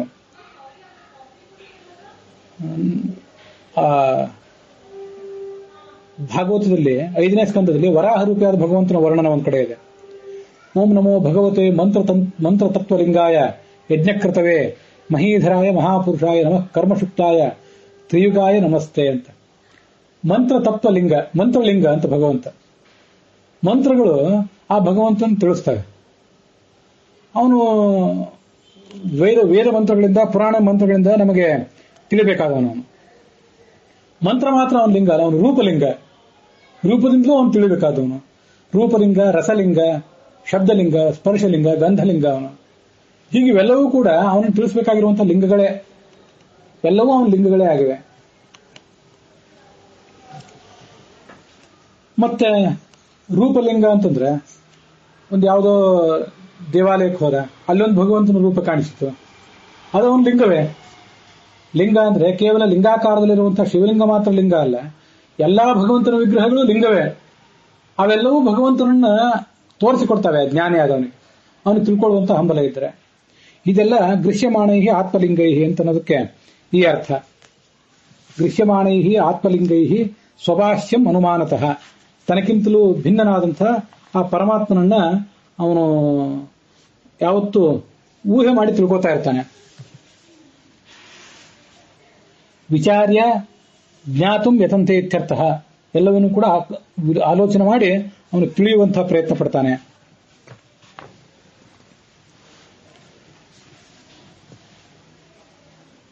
ಜೀವಸ್ಯ ದರ್ಶನಾದಿ ಸ್ವಾತಂತ್ರ್ಯ ಅಭಾವೇನ ತತ್ಕರ್ತ ಅನ್ಯಃ ಈಶ್ವರೋಪಿ ಅಸ್ತಿ ಇತಿ ಅನುಮೀಯತೆ. ರೂಪವನ್ನು ನೋಡುವ ಶಕ್ತಿ ನಮಗಿದೆಯಾ? ರೂಪವನ್ನು ನೋಡ್ತಿದ್ದೀವಿ, ಒಂದೊಂದು ರೂಪ ಒಂದೊಂದು ಥರ ಇದೆ, ಇದನ್ನೆಲ್ಲ ಇಟ್ಟವನು ಯಾರು ಅಂತ ಒಂದು ಅನುಮಾನ. ಅದಲ್ಲದೆ ರೂಪವನ್ನು ನೋಡಿದಾಗ ಈ ರೂಪವನ್ನು ನಮಗೆ ತೋರಿಸಿದವನು ಯಾರು? ಇದನ್ನು ಆಲೋಚನೆ. ಇದು ಇನ್ನೊಂದು ಥರದ ಅನುಮಾನ. ಒಂದೊಂದು ಥರದ ಬಣ್ಣ ಇದೆ, ಒಂದೊಂದು ಥರದ ರಸ ಇದೆ, ಇದನ್ನ ಇಟ್ಟವನು ಯಾರು ಅಂತ ಒಂದು ಅನುಮಾನ. ಇನ್ನೊಂದು ಅನುಮಾನ ಏನು ಅಂದ್ರೆ, ಈ ರೂಪ ನಮಗೆ ಕಾಣಿಸ್ತಾ ಇದೆ, ನಾಳೆ ನಾವು ಅರ್ಧಕ್ಕೆ ಬಂದಾಗ ನಮ್ಗೆ ಇದು ಕಾಣಿಸ್ತಾ ಇರಬಹುದು. ಯಾರೋ ಒಬ್ಬರಿಗೆ ಹುಟ್ಟು ಕುರುಡರಾಗಿದ್ದಾರೆ, ಅವ್ರಿಗೆ ಏನು ರೂಪವೇ ಕಾಣಿಸೋದಿಲ್ಲ. ಇದಕ್ಕೆಲ್ಲ ಏನು ಕಾರಣ? ಇವೆಲ್ಲವೂ ರೂಪ, ಶಬ್ದ, ಸ್ಪರ್ಶ ಇವನ್ನೆಲ್ಲವನ್ನೂ ಲಿಂಗವನ್ನಾಗಿ ಮಾಡಿಕೊಂಡು ಆ ಭಗವಂತನನ್ನ ಕಾಣಲಿಕ್ಕೆ ನಮಗದು ಮಾರ್ಗ ಆಗಬೇಕು. ಇದು ಇದೇ ನೋಡಿ, ಗೌತಮ ಬುದ್ಧನ ಕಥಾದಲ್ಲಿ ಅದು ಬರ್ತದಲ್ಲ. ಆ ಗೌತಮ ಬುದ್ಧನ ಆ ಕಥೆಯನ್ನ ಎಲ್ಲರೂ ಪ್ರಾಮಾಣಿಕ ಅಂತ ಏನು ನಂಬೋದಿಲ್ಲ, ಅಂತೂ ಕಥಾ ಅಂತೂ ಇದೆ. ಆ ಗೌತಮ ಬುದ್ಧನಿಗೆ ಹೊರಗಿನ ಯಾವುದೇ ರೋಗಗ್ರಸ್ತರಾದವರು, ಮುದುಕರು, ಸತ್ತವರು ಇವರು ನೋಡೇ ಗೊತ್ತಿರಲಿಲ್ಲ. ಒಂದ್ಸರಿ ಸಾರ್ಥಿನ ಕರ್ಕೊಂಡು ಹೊರಗೆ ಹೋದ, ಒಬ್ಬ ಯಾರೋ ಮುದುಕ ಭೇಟಿಯಾದ. ಆ ರೂಪದ ಮೂಲಕ, ಆ ವಾರ್ಧಕ್ಯದ ರೂಪ ಅದನ್ನ ನೋಡಿ ಇವನ ಮನಸ್ಸು ವೈರಾಗ್ಯದ ಕಡೆ ಹೊರಳಿತ್ತು. ಮತ್ತೆ ಯಾರೋ ರೋಗಗ್ರಸ್ತರಾಗಿದ್ದವರು ಅದನ್ನ ನೋಡಿದ. ಇವೆಲ್ಲ ದೃಶ್ಯಮಾಣೈಹಿ ಆತ್ಮಲಿಂಗೈಹಿ, ಇದು ಅವನಿಗಾಗಿತ್ತು. ಮತ್ತೆ ಸತ್ತವನನ್ನು ನೋಡಿದ, ಅದು ಅವನನ್ನು ವಿಚಾರಕ್ಕೆ ತೊಡಗಿಸಿತು. ಇದೆಲ್ಲರಿಗೂ ಹೀಗೆ ಆಗೋದು. ಆ ಪರಮಾತ್ಮನನ್ನು ತಿಳಿಸುವಂತಹ ಲಿಂಗವಾಗಿ ಅದು ಪರಿಣಮಿಸಿಬಿಡ್ತದೆ. ಅತ್ರ ಪಿದಾಹರಂತೀಮಂ ಇತಿಹಾಸಂ ಪುರಾತನಂ. ಈ ತರ ನಾವು ಕಾಣುವ ಲೌಕಿಕ ಸಂಗತಿಗಳು ಎಲ್ಲವನ್ನೂ ಕೂಡ ಹೇತುವನ್ನಾಗಿ ಮಾಡಿಕೊಂಡು ಪರಮಾತ್ಮನನ್ನು ಕಾಣಬೇಕು ಅಂತ ಅವನೇನು ಪ್ರಯತ್ನ ಪಡ್ತಾನಲ್ಲ, ಪರಮಾತ್ಮನನ್ನ ತಿಳಿಯುವ ಹೇತುವನ್ನಾಗಿ ಅದನ್ನು ಉಪಯೋಗ ಮಾಡ್ಕೋತಾನಲ್ಲ, ಅಂತಹ ಯೋಗಿಗಳು ಹೇಗಿರ್ತಾರೆ, ಅವರು ಏನೇನನ್ನು ಉಪಯೋಗ ಮಾಡಿಕೊಂಡು ಈ ಜಗತ್ತಿನಲ್ಲಿ ಸಾಧನೆ ಮಾಡ್ತಾರೆ ಅಂತ ಅನ್ನೋದನ್ನ ಈ ಒಂದು ಇತಿಹಾಸದ ಮೂಲಕ ಹೇಳ್ತಾರೆ. ಮಹಾ ಚಕ್ರವರ್ತಿ ಆದಂತಹ ಒಬ್ಬ ಯದು ಮತ್ತೆ ಅವಧೂತ, ಅವರಿಬ್ಬರ ಕಥೆಯನ್ನು ಹೇಳ್ತಾರೆ. ಯದು ಅಂದ್ರೆ ಸಾಮಾನ್ಯ ಚಕ್ರವರ್ತಿ ಅಲ್ಲ. ಯದೋರ್ ವಂಶಂ ನರಶ್ರುತ್ವ ಸರ್ವಪಾಪೈ ಪ್ರಮುಚ್ಯತೆ ಅಂತ. ಯದುವಿನ ವಂಶದಲ್ಲೇ ಕೃಷ್ಣ ಬಂದವನು. ಯದುವಿನ ವಂಶವನ್ನು ಯಾರು ಶ್ರವಣ ಮಾಡ್ತಾರೆ, ಹರಿವಂಶವನ್ನ, ಎಲ್ಲಾ ಪಾಪಗಳನ್ನು ಕಳ್ಕೋತಾರೆ ಅಂತ. ಮತ್ತೆ ಯದು ಅಂದ್ರೆ ಅವನು ಈ ಅವಧೂತನ ಮೂಲಕ ಇಲ್ಲಿ ಕೇಳ್ತಿದ್ದಾನಲ್ಲ, ಈ ಅವಧೂತನ ಬಗ್ಗೆ ಒಂದು ಗೌರವ, ಆ ಅವಧೂತನ ನೋಡಿ ಅವನಿಗಾಗಿದ್ದ ಆಶ್ಚರ್ಯ, ಅವನ ಮೂಲಕ ಏನನ್ನೋ ತಿಳ್ಕೋಬೇಕಂತ ಮಾಡಿದ ಪ್ರಯತ್ನ ಆ ಯದುವಿನ ಜೀವನದಲ್ಲಿ ಹೊಸದೇನಲ್ಲ. ಯೋಗರ್ಧಿ ಮಹಾಪುರಮ ಈಂ ಯದು ಹೈಹಯಾದ್ಯಾಹ ಅಂತ. ಯದು ಅಂದ್ರೆ ಅವನು ದತ್ತಾತ್ರೇಯನ ಭಕ್ತ. ಅದು ನಮ್ಗೆ ಗೊತ್ತಿರಬೇಕು. ಭಾಗವತದಲ್ಲೇ ಬಂದದ್ದು ಇದು, ಬೇರೆ ಯಾವುದೋ ಗಹನವಾದ ಪುರಾಣದಲ್ಲಿ ಬಂದ ವಿಷಯ ಏನಲ್ಲ. ಯದು ಹೈಹಯಾದ್ಯಾಹ, ಕಾರ್ತವೀರ್ಯಾರ್ಜುನ ದತ್ತಾತ್ರೇಯನ ಭಕ್ತ ನಮ್ಗೆ ಗೊತ್ತಿದೆ. ಯದುವೂ ಕೂಡ, ಯದು ಪ್ರಹ್ಲಾದನೂ ಕೂಡ ಒಟ್ಟಾರೆ 4 ಜನ ಭಕ್ತರು ದತ್ತಾತ್ರೇಯನಿಗೆ. ಆನ್ವೀಕ್ಷಿಕಿ ಮಲರ್ಕಾಯ ಪ್ರಹ್ಲಾದಾದಿಭ್ಯ ಊಚಿವಾನ್. ದತ್ತಾತ್ರೇಯ ಅಲರ್ಕ ಅನ್ನುವ ಒಬ್ಬರಾಜನಿಗೆ ಮತ್ತೆ ಪ್ರಹ್ಲಾದನಿಗೆ, ಪ್ರಹ್ಲಾದ ಮೊದಲಾದವರಿಗೆ 2 ಹೆಸರು ಅಲ್ಲಿದೆ, ಅಲರ್ಕ ಅಂತೇಳಿ. ಅದೆಲ್ಲ ಮಾರ್ಕಂಡೇಯ ಪುರಾಣದಲ್ಲಿದೆ. ಅಲರ್ಕ ರಾಜನಿಗೆ ದತ್ತಾತ್ರೇಯ ಬೋಧನೆ ಮಾಡಿದ್ದೆಲ್ಲ ಮಾರ್ಕಂಡೇಯ ಪುರಾಣದಲ್ಲಿದೆ. ಅಲರ್ಕ ಒಬ್ಬ, ಮತ್ತೊಬ್ಬ ಪ್ರಹ್ಲಾದ, ಮತ್ತೆ ಈ ಕಡೆ ಕಾರ್ತವೀರ್ಯಾರ್ಜುನ ಮತ್ತು ಯದು. ಯೋಗ ವೃದ್ಧಿ ಆಪುಹು ಯದು ಹೈಹಯಾದ್ಯಾಹ. ಯದು ಚಕ್ರವರ್ತಿ, ಹೈಹಯ ಚಕ್ರವರ್ತಿ ಮೊದಲಾದವರು ದತ್ತಾತ್ರೇಯ ರೂಪಿಯಾದ ಭಗವಂತನಿಂದ ಇದನ್ನೆಲ್ಲ ಅಧ್ಯಯನ ಮಾಡಿದ್ರು. ಹೀಗೆ ಬಹಳ ದೊಡ್ಡ ಚಿಕಿತ್ಸಕ ಬುದ್ಧಿ ಇದ್ದಂತ ರಾಜ ಅವನು, ಆ ಯದು. ಆ ಯದು ಮಹಾರಾಜ ಒಂದು ಕಡೆ ಎಲ್ಲೋ ಹೋದಾಗ ಒಬ್ಬ ಜ್ಞಾನಿಯಾದಂತಹ ವ್ಯಕ್ತಿ ಅವನಿಗೆ ಭೇಟಿಯಾದ. ಅವನೆಂಥವನಾಗಿದ್ದ? ಅವಧೂತಂ ದ್ವಿಜಂ ಕಂಚಿತ್ ಚರಂತಂ ಅಕುತೋ ಭಯಂ. ಅವನಿಗೆ ನಿರ್ಭಯ, ಏನು ಭಯವೇ ಇಲ್ಲ ಅವನಿಗೆ. ಯಾವುದರಿಂದ ಅವನಿಗೆ ಭಯ ಇಲ್ಲ, ಏನೂ ಹಿಂಜರಿಕೆ ಇಲ್ಲದೆ. ಅದರಲ್ಲೊಂದು ಧ್ವನಿ ಇದೆ, ಅಕುತೋ ಭಯ ಅಂತನೋಲ್ಲಿ. ಈ ರಾಜ ಭೇಟಿಯಾದ್ನಲ್ಲ, ಇದು ಭೇಟಿಯಾದ ಕೂಡಲೇ ನಮ್ಗೆ ಯಾರು ದೊಡ್ಡ ವ್ಯಕ್ತಿಗಳು ಭೇಟಿ ಆದ ಕೂಡಲೇ ನಮ್ ಕೆಲಸನೆಲ್ಲ ಅಲ್ಲಿ ನಿಲ್ಲಿಸಿ, ರಾಜ ಬಂದ, ಯಾರೋ ದೊಡ್ಡ ವ್ಯಕ್ತಿಗಳು ಬಂದರು ಅಂತ ಅವ್ರ ಹತ್ರ ಹೋಗಿ ಅವ್ರಿಗೆ ಮಾತಾಡಿಸ್ತೀವಿ, ಅವರಿಗೆ ಸಲ್ಲಬೇಕಾದ ಗೌರವವನ್ನು ಸಲ್ಲಿಸ್ತೀವಿ. ಕೆಲವು ಬಾರಿ ಆ ದೊಡ್ಡ ಯೋಗ್ಯತೆ ಇದ್ದಂಥವರೇ ಆಗಿರ್ತಾರೆ, ಕೆಲವು ಬಾರಿ ಸಾಮಾಜಿಕ ಕಾರಣಕ್ಕಾಗಿ ನಾವು ಇದನ್ನೆಲ್ಲ ಮಾಡಬೇಕಾಗ್ತದೆ. ಇವನು ಅಕುತೋ ಭಯನಾಗಿದ್ದ. ರಾಜ ಬಂದ್ರು ಅವನೇನು ತಲೆ ಕೆಡಿಸ್ಕೊಂಡಿರ್ಲಿಲ್ಲ. ಸ್ವಯಂ ಯೋಗಿ ಆದ್ರಿಂದ ಅವನಿಗೆ ರಾಜನಿಂದ ಆಗಬೇಕಾದ್ದೇ ಇಲ್ಲ. ಯದುಹು ಪಪೃಚ್ಛ ಧರ್ಮವಿತ್ ಕುತೋ ಬುದ್ಧಿರಿಯಂ ಬ್ರಹ್ಮನ್ ಅಕರ್ತುಸ್ತೆ ವಿಶಾರದ. ನಿನಗೆ ಇಷ್ಟೆಲ್ಲ ಇಂಥ ಒಂದು ವಿಚಿತ್ರವಾದಂತಹ ಬುದ್ಧಿ ಬಂದಿದೆಯಲ್ಲ, ಈ ಬುದ್ಧಿ ನಿನಗೆ ಹೇಗೆ ಬಂತು ಅಂತ ಕೇಳಿದ ಅವನು. ಇದು ಹೇಗೆ ಬಂತು ಅಂತ ಇಲ್ಲಿದೆಯಲ್ಲ, ಹೇಗೆ ಬಂತು ಅಂತ ಅಷ್ಟೇ ಪ್ರಶ್ನೆ ಅಲ್ಲ. ಇಲ್ಲಿ ಹೇಗೆ ಬಂತು ಅಂತಿದೆ, ಯಾವ ವಿಧಾನದಿಂದ ಬಂತು ಅಂತ ಒಂದು, ಇನ್ನೊಂದು ಯಾವ ಗುರುವಿನಿಂದ ಬಂತು ಅಂತ. ಅಲ್ಲಿ ವ್ಯಾಖ್ಯಾನ ಮಾಡಿದವರೆಲ್ಲ ಹೇಳಿದ್ದು ಕುತಃ ಗುರೋಹ, ಯಾವ ಗುರುವಿನ ಮೂಲಕ ಇದನ್ನೆಲ್ಲ ಕಲ್ತಿ ನೀನು ಇಂಥ ಒಂದು ಅವಧೂತ ಚರ್ಯೆಯನ್ನ. ಮತ್ತೆ ಅಕರ್ತುಹು ಅಂತಿದೆ ಇಲ್ಲಿ, ಬ್ರಹ್ಮನ್ ಅಂತ ಅವನು ಸಂಬೋಧಿಸಿದ. ಜ್ಞಾನಿಯೇ ಅಕರ್ತ ಆಗಿದ್ದಿ ನೀನು. ಏನ್ ಅಕರ್ತ ಆಗಿರೋದು ಅಂತಂದ್ರೆ, ಅಕರ್ತುಹು ನಿಷಿದ್ಧಾಚರಣ ರಹಿತಸ್ಯ ಅಂತ ವಿಜಯಧ್ವಜರ ವ್ಯಾಖ್ಯಾನ. ಯಾವುದೇ ನಿಷಿದ್ಧವಾದ ಆಚರಣೆಯನ್ನು ನೀನು ಮಾಡ್ತಾ ಇಲ್ಲ. ಅದಷ್ಟೇ ಅಲ್ಲ, ಅಶನಾದಿ ಪ್ರವೃತ್ತಿ ಶೂನ್ಯಸ್ಯ ಚ, ನಿಷಿದ್ಧವಾದ ಆಚರಣೆ ಮಾಡ್ತಿಲ್ಲ ಅಂತ ಅಷ್ಟೇ ಅಲ್ಲ, ಯಾವುದು ಅನಿಷಿದ್ಧವಾಗಿದೆಯೋ ಅದನ್ನೂ ಇವನೇನು ಬಹಳ ಇಷ್ಟಪಟ್ಟು ಮಾಡ್ತಿಲ್ಲ. ಮಾಡಿದ್ರೆ ಮಾಡಿದ, ಇಲ್ಲದ್ರೂ ಇಲ್ಲ. ನಿಷಿದ್ಧವಾದ ಕರ್ಮವನ್ನಂತೂ ಮಾಡಬಾರದು. ಯಾಕೆಂದ್ರೆ ಜ್ಞಾನಿಯೂ ಕೂಡ ಲೋಕಕ್ಕೆ ಮಾದರಿಯಾಗಿ ಬದುಕಬೇಕು ಅಂತ ಅನ್ನೋದು ಸರಿ. ಅನಿಷಿದ್ಧವಾದ ಸಂಗತಿಗಳನ್ನು ಕೂಡ ಅಶನಾದಿ ಪ್ರವೃತ್ತಿ ಶೂನ್ಯಸ್ಯ, ಊಟ ಮಾಡಬೇಕು, ಮಾಡಿದ್ರೆ ಅದೇನು ನಿಷಿದ್ಧ ಅಲ್ಲ. ಆದ್ರೆ ಅದನ್ನು ಇವನು ಮಾಡ್ತಾ ಇಲ್ಲ, ರೆಗ್ಯುಲರ್ಲಿ ಮಾಡ್ತಿಲ್ಲ. ಮಾಡಿದಾಗ ಮಾಡಿದ, ಇಲ್ಲಿದ್ರು ಇಲ್ಲ. ಮತ್ತೆ ಅಕರ್ತುಹು ಅಂತ ಅನ್ನೋದಕ್ಕೆ ದೇಹಧಾರಣ ಉಪಯುಕ್ತ ಭೋಜನಾದಿ ಕ್ರಿಯಾಕರ್ತುಹು, ದೇಹಧಾರಣಕ್ಕೆ ಉಪಯುಕ್ತವಾದಂತಹ ಭೋಜನ ಮೊದಲಾದವುಗಳನ್ನು ಅವನು ಮಾಡ್ತಾ ಇಲ್ಲ. ಅದೇ ವ್ಯಾಖ್ಯಾನ ಪ್ರಮೇಯ ಚಂದ್ರಿಕಾದಲ್ಲೂ ಕೂಡ ಇದೆ. ಮತ್ತೊಂದು ಅರ್ಥ ಹೀಗೆ ನಾವು ಹೇಳಬಹುದು, ಅಕರ್ತುಹು ಇನ್ನೂ ನೋಡ್ತಿದ್ದಾನೆ, ಸಂಧ್ಯಾವಂದನೂ ಮಾಡಿದಂತ ಕಾಣಿಸೋದಿಲ್ಲ, ಮೈ ಮೇಲೇನು ಗೋಪಿಚಂದ್ರನ ಮುದ್ರೆನೂ ಕಾಣ್ತಿಲ್ಲ, ಇದು ಅಕರ್ತ. ಯಾಕೆಂದ್ರೆ ಅದು ಗೀತಾ ಭಾಷ್ಯದಲ್ಲಿ, ಗೀತಾ ಪ್ರಸ್ಥಾನದಲ್ಲಿ ನಾವು ಹಿಂದೆ ನೋಡಿದ್ದೇವೆ. ಅಜ್ಞಾನಿ ಆದವನೇನಿರ್ತಾನೆ, ಬೆಳಿಗ್ಗೆ ಬೇಗ ಹೇಳಬೇಕು, 3 ಹೊತ್ತು ಸಂಧ್ಯಾವಂದನೆ ಮಾಡಬೇಕು, ಮಾಡಬೇಕಾದಂಥ ಹೋಮ ಹವನ ಇತ್ಯಾದಿಗಳನ್ನೆಲ್ಲ ಅವನು ಮಾಡಬೇಕು. ಯಾಕೆಂದ್ರೆ ಅವನಿಗೆ ಇನ್ನೂ ಪರೋಕ್ಷ ಜ್ಞಾನವೇ ಗಟ್ಟಿಯಾಗಿಲ್ಲ, ಅಪರೋಕ್ಷ ಜ್ಞಾನ ಗಟ್ಟಿಯಾಗಿಲ್ಲ, ಶ್ರವಣವೇ ಇನ್ನೂ ಪೂರ್ಣ ಮುಗುದಿಲ್ಲ, ಮನನ ಮುಗುದಿಲ್ಲ, ಧ್ಯಾನಕ್ಕೆ ಅವನು ಏರಿಯೇ ಇಲ್ಲ. ಇವಂದು ಹಾಗಲ್ಲ. ತಸ್ಯ ಕಾರ್ಯಂ ನ ವಿದ್ಯತೆ ಅಂತ ಸ್ಥಿತಪ್ರಜ್ಞನ ಲಕ್ಷಣ ಹೇಳ್ತಾರಲ್ಲ. ಅವನು ಸಮಾಧಿ ಅವಸ್ಥೆಗೆ ಹೋಗುವಂತ ಶಕ್ತಿ ಇದ್ದವನಾದ್ರಿಂದ ಸಮಾಧಿ ಅವಸ್ಥೆಗೆ ಅವನು ಅವಾಗವಾಗ ಹೋಗ್ತಾ ಇರ್ತಾನೆ. ಸಮಾಧಿ ಅವಸ್ಥೆಗೆ ಹೋಗಿಲ್ಲದೆ ಇದ್ದಾಗ ಏನೇನೋ ಮಾಡ್ತಾನೆ, ಯಾವ್ಯಾವುದೋ ಕರ್ಮಗಳನ್ನು ಮಾಡ್ತಾನೆ. ಅವಾಗಲೂ ಅಷ್ಟೇ, ಮಾಡಿದ ಇಲ್ಲದಿದ್ರೆ ಇಲ್ಲ. ಬಹುತೇಕ ಯಾವಾಗಲೂ ಕೂಡ ಸಮಾಧಿ ಅವಸ್ಥೆಯಲ್ಲಿ ಇದ್ದಂತನೇ ಇರ್ತಿರ್ತಾರೆ. ಸಮಾಧಿ ಅವಸ್ಥೆಯನ್ನು ಕೂಡ ಅವರು ನಮ್ಮಂತೆ 2 ಕೈಗಳನ್ನ ಪದ್ಮಾಸನಂತೆ ಇಳಿಬಿಟ್ಟು ಕೂತ್ಕೊಂಡು ಇವರಿಗೆ ಸಮಾಧಿ ಅವಸ್ಥೆಯಲ್ಲಿದ್ದಾರೆ, ಧ್ಯಾನ ಮಾಡ್ತಿದ್ದಾರೆ ಅಂತ ಜನರಿಗೆ ಕಾಣುವಂತೆ ಧ್ಯಾನ ಸಮಾಧಿಗಳನ್ನು ಅವರು ಆಚರಿಸೋದಿಲ್ಲ. ಎಲ್ಲೋ ಬಿದ್ದಿರ್ತಾರೆ, ಬಿದ್ದವರಲ್ಲೇ ಆ ಸಮಾಧಿ ಅವಸ್ಥೆ ಬಂದುಬಿಟ್ಟಿರ್ತದೆ. ಇಂಥವೆಲ್ಲ ವಿಚಿತ್ರ ಅವ್ರದ್ದಿರ್ತದೆ. ಆ ಸಂದರ್ಭದಲ್ಲಿ ಅವರು ಈ ಯಾವ ಕಾರ್ಯಗಳನ್ನು ಮಾಡಬೇಕಾಗಿಲ್ಲ ಅಂತಿದೆ. ಮಾಡ್ಲಿಕ್ಕೆ ಆಗೋದೇನು, ಮಾಡಬೇಕಾಗಿಲ್ಲ ಅಂತೇನು, ಮಾಡ್ಲಿಕ್ಕೆ ಆಗೋದೇ ಇಲ್ಲ. ಮಾಡ್ಲಿಕ್ಕೆ ದೇಹ ಸಹಕರಿಸಬೇಕಲ್ಲ. ದೇಹ ಮನಸ್ಸು ಅವುಗಳ ನಡುವಿನ ಕೊಂಡಿ ತಪ್ಪಿ ಹೋಗಿದೆ. ಆತ್ಮ ಭಗವಂತನನ್ನ ಧ್ಯಾನ ಮಾಡ್ತಾ ಇದೆ.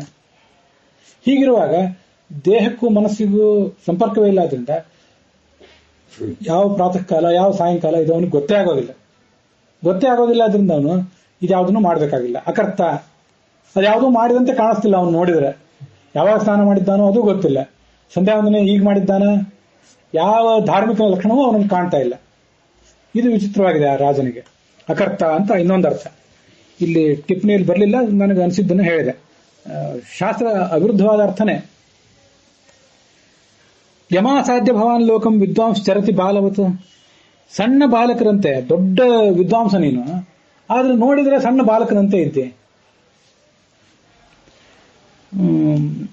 ಅದೇ ಬುಧೋ ಬಾಲಕವತ್ ಕ್ರೀಡೇತ್. ಬಹಳ ಹಿಂದೆ ಅನೇಕ ಸರಿ ಹೇಳಿದ್ದೇನೆ ನಾನು. ಬುಧೋ ಬಾಲಕವತ್ ಕ್ರೀಡೇತ್. ಜ್ಞಾನಿಯಾದವನು ಬಾಲಕನಂತೆ ಓಡಾಡಬೇಕು. ಕುಶಲೋ ಜಡವಚ್ಚರೇತ್. ಒಳ್ಳೆ ಕುಶಲ, ವ್ಯಾಖ್ಯಾನ ಕುಶಲ, ಎಲ್ಲವನ್ನೂ ವಿವರಿಸಿ ಜನರಿಗೆ ಮನಮುಟ್ಟುವಂತೆ ಹೇಳಬಲ್ಲ ಶಕ್ತಿ ಇದೆ. ಆದರೆ ಜಡವಚ್ಚರೇತ್, ಜಡನಂತೆ ಇರಬೇಕು. ವದೇದುನ್ಮತ್ತವದ್ವಾಕ್ಯಂ, ಹುಚ್ಚರಂತೆ ಮಾತಾಡಬೇಕು. ಗೋಚಾರಿ ನೈಗಮೋ ಭವೇತ್. ದೊಡ್ಡ ವೇದಜ್ಞ, ಆದ್ರೆ ಗೋಚಾರಿ, ಆಕಳು ಎಮ್ಮೆಗಳು ಹೇಗೆ ಓಡಾಡ್ತಿರ್ತಾವಲ್ಲ, ಹೇಗೋ ಅದು ಗೋವ್ರತ ಅಂತ ಹೇಳಿ ಮಹಾಭಾರತದಲ್ಲಿ ಹೇಳ್ತಾರೆ. ಒಂದ್ ಕಡೆ ಯತ್ರ ತತ್ರ ಹೇಯೋ ನಿತ್ಯಂ, ಎಲ್ಲಿ ಮಲಗ್ತಾನೋ ಅಲ್ಲೇ ಮಲಗ್ತಾನೆ. ಏನಕ್ಕೇನಚಿತ್ ಆಶಿತ, ಏನು ಸಿಗ್ತದೋ ಅದನ್ನೇ ತಿಂತಾನೆ. ತಿನ್ಲಿಕ್ಕೆ ಇಂಥದೇ ಬೇಕು ಅಂತ ಏನಿಲ್ಲ. ಯತ್ರ ತತ್ರ ಹೇಯೋ ನಿತ್ಯಂ ಏನಕ್ಕೇನಚಿತ್ ಆಶಿತ. ಹಾಗೆ ಏನು ಸಿಗ್ತದೋ ಅದನ್ನೇ ಹೊದಿತಾನೆ ಅಂತ ಇನ್ನೊಂದಿದೆ. ಸವೈ ಗೋವ್ರತ ಉಚ್ಯತೆ ಅಂತ ಅದರ 4ನೇ ಪಾದ. 3ನೇ ಪಾದ ನೆನಪಿಗೆ ಬರಲಿಲ್ಲ. ಅಂತೂ ಏನ್ ಸಿಕ್ತೋ ಅದನ್ನೇ ಹೊದಿತಾನೆ, ಏನ್ ಸಿಕ್ತೋ ಅದನ್ನೇ ತಿಂತಾನೆ. ಇದು ಎಲ್ಲೋ ಮಲಗ್ತಾನೆ.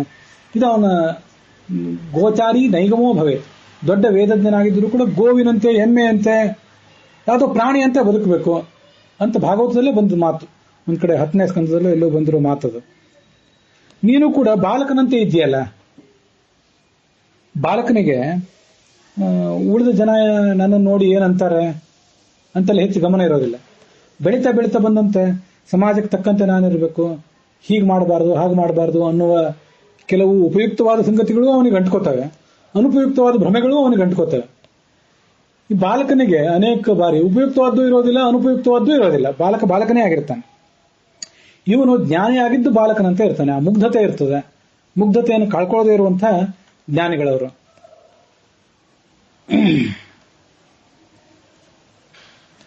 ಪ್ರಾಯೋ ಧರ್ಮಾರ್ಥ ಕಾಮೇಶೋ ವಿವಿತ್ಸಾಯಾಂಚ ಮಾನವಾಹ ಹೇತುನೈವ ಸಮೀಹಂತೆ ಆಯುಷಃ ಯಶಸಃ ಶ್ರಿಯಃ.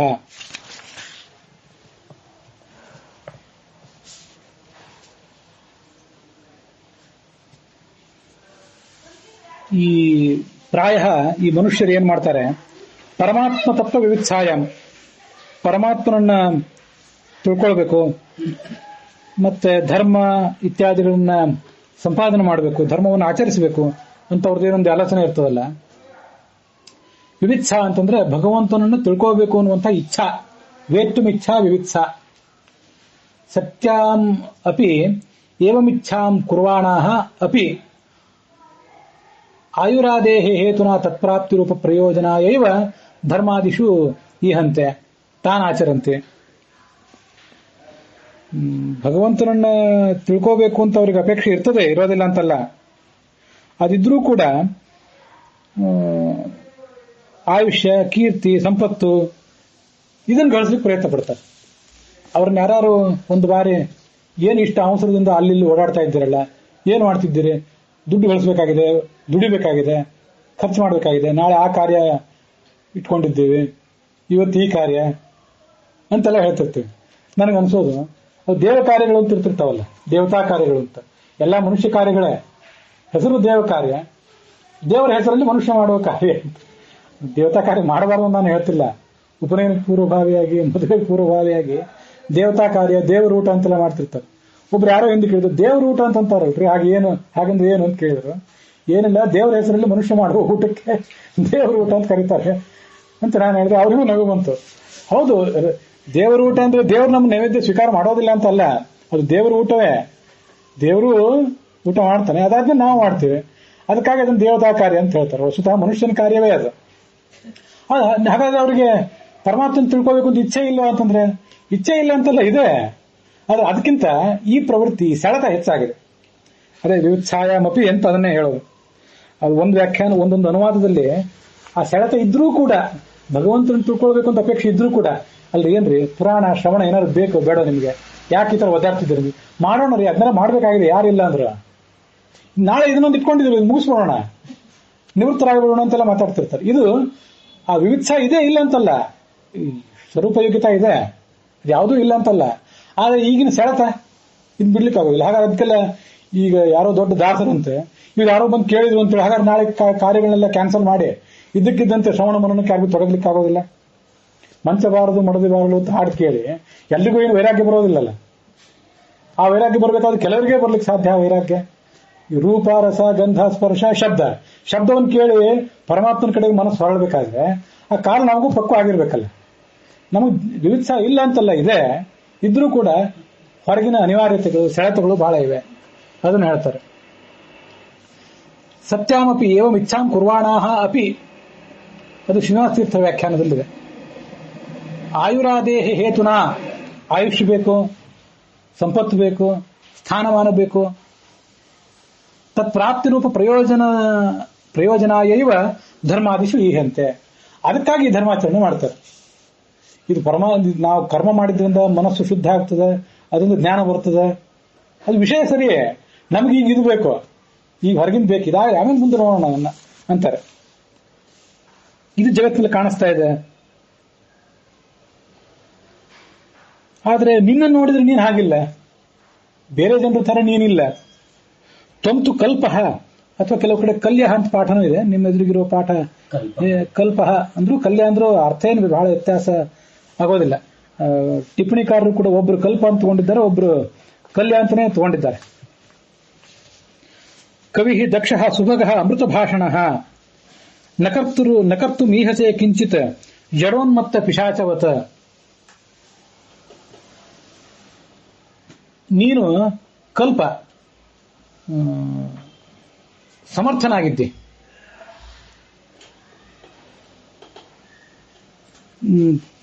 ಕಲ್ಪ ಕವಿ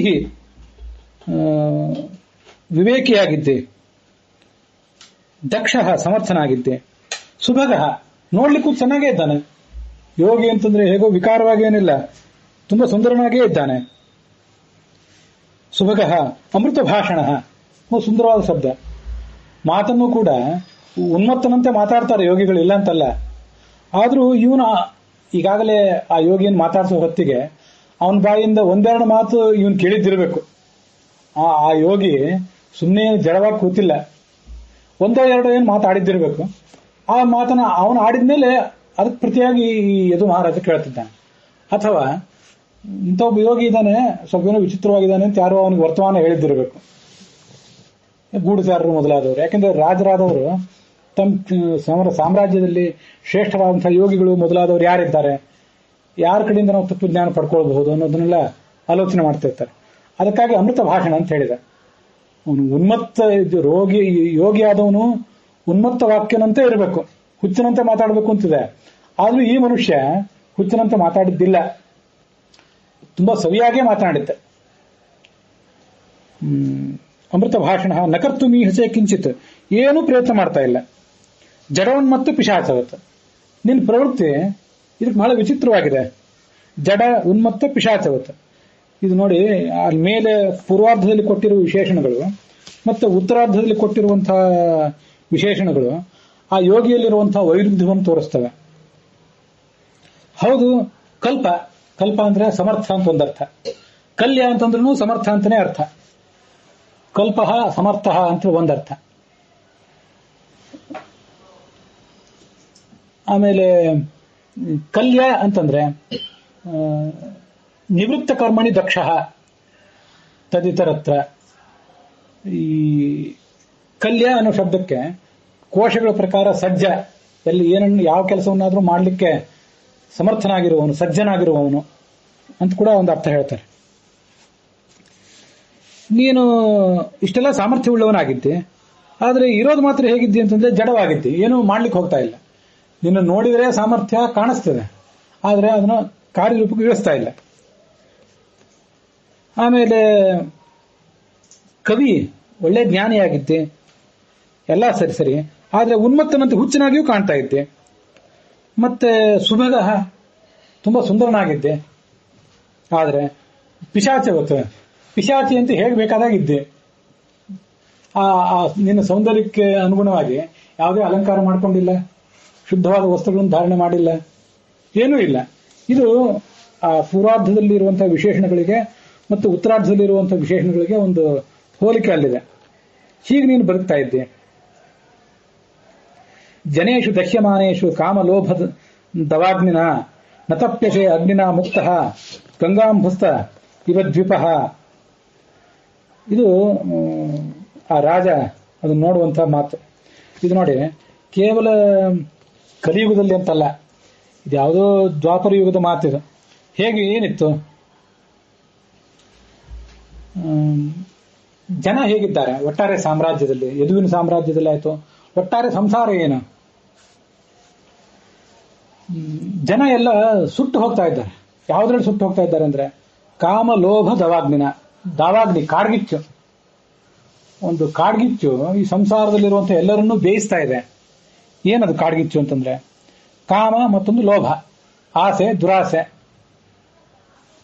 ಅನ್ನುವಂಥ ಒಂದು ಕಾಡ್ಗಿಚ್ಚು ಎಲ್ಲರನ್ನೂ ಸುಟ್ಟಾಕ್ತಾ ಇದೆ. ಇದು ಎಲ್ಲ ಸುಟ್ಟಾಕ್ತಾ ಇರುವಾಗ, ಜನ ಎಲ್ಲ ಇಷ್ಟು ಚಡಪಡಿಸ್ತಾ ಇರುವಾಗ, ಆದ್ರೆ ನಿನ್ನನ್ನು ಮಾತ್ರ ಕಾಮ ಲೋಭ ಏನೂ ಮಾಡಿಲ್ಲಲ್ಲ. ನತಪ್ಯಸೆ ಅಗ್ನಿನ ಮುಕ್ತ, ಅಗ್ನಿಯಿಂದ ನೀನು ಮುಕ್ತನಾಗಿದ್ದೆ. ಮತ್ತೆ ಗಂಗಾಂಭಸ್ತ ಇವದ್ವಿಪ, ಸುತ್ತಮುತ್ತೆಲ್ಲ ಎಲ್ಲೋ ಒಂದ್ ಕಡೆ ಕಾಡಿನಲ್ಲಿ ಬೆಂಕಿ ಹತ್ತಿದೆ ಅಂತ ತಿಳ್ಕೊಳ್ಳಿ. ಆ ಬೆಂಕಿಯಿಂದ ತಪ್ಪಿಸ್ಕೊಳ್ಳಿಕ್ಕೆ ಯಾವುದೋ ಒಂದು ಆನೆ ನೀರಿನಲ್ಲಿ ವಿಹರಿಸ್ತಾ ಇದೆ. ಅದಕ್ಕೆ ನೀರಿನಲ್ಲಿರೋದ್ರಿಂದ ಯಾವ ಬೆಂಕಿಯೋ ಅದನ್ನು ಸ್ಪರ್ಶಿಸುವುದೇ ಇಲ್ಲ. ನೀನು ಗಂಗಾ ನದಿಯಲ್ಲಿ ವಿಹರಿಸುವ ಆನೆಯಂತೆ ಯಾವ ತಾಪವನ್ನು ಅನುಭವಿಸಿದ ಆರಾಮವಾಗಿದ್ದೆ. ಇದನ್ನೇ ಜಗನ್ನಾಥದಾಸರು ಮದ್ದಾನೆಯಂತೆ ವಿಹರಿಸು ಅಂತ ಹೇಳಿದ್ದು. ಮದ್ದಾನೆ ಆರಾಮವಾಗಿತ್ತು, ಸುತ್ತಮುತ್ತಲಿನ ಯಾವ ಸಂಗತಿಗಳಿಗೂ ತಲೆ ಕೆಡಿಸ್ಕೊಳ್ಳೋದೇ ಇಲ್ಲ. ಅದರಂತೆ ನೀನಿದ್ದೀಯಲ್ಲ, ಹೇಗಿದೆ? ಮದ್ದಾನನು ಬೇಕಾಷ್ಟು ದಷ್ಟಪುಷ್ಟವಾಗಿರ್ತದೆ, ತುಂಬಾ ಭವ್ಯವಾದಂತಹ ಆಕಾರ ಇರ್ತದೆ, ಬೇಕಾಷ್ಟು ಶಕ್ತಿ ಇದೆ ಅದಕ್ಕೆ. ಇಷ್ಟೆಲ್ಲ ಇದ್ರೂ ಕೂಡ ಮೈಗೇನೋ ಮಣ್ಣು ಹತ್ಕೊಂಡಿರ್ತದೆ, ಮತ್ತೇನೋ ಹೊಲಸಿನಲ್ಲಿ ಅದು ಎದ್ದು ಬಂದಿರ್ತದೆ. ನೀನು ಆನೆಯಂತೆ ಇದ್ದಿ, ಇದಕ್ಕೇನು ಕಾರಣ? ತ್ವಮ್ಹಿನ ಪೃಚ್ಛತಾಂ ಬ್ರಹ್ಮನ್ ಆತ್ಮನ್ಯಾನಂದ ಕಾರಣಂ ಬ್ರೂಹಿ ಸ್ಪರ್ಶ ವಿಹೀನಸ್ಯ ಭವತಃ ಕೇವಲಾತ್ಮನಃ.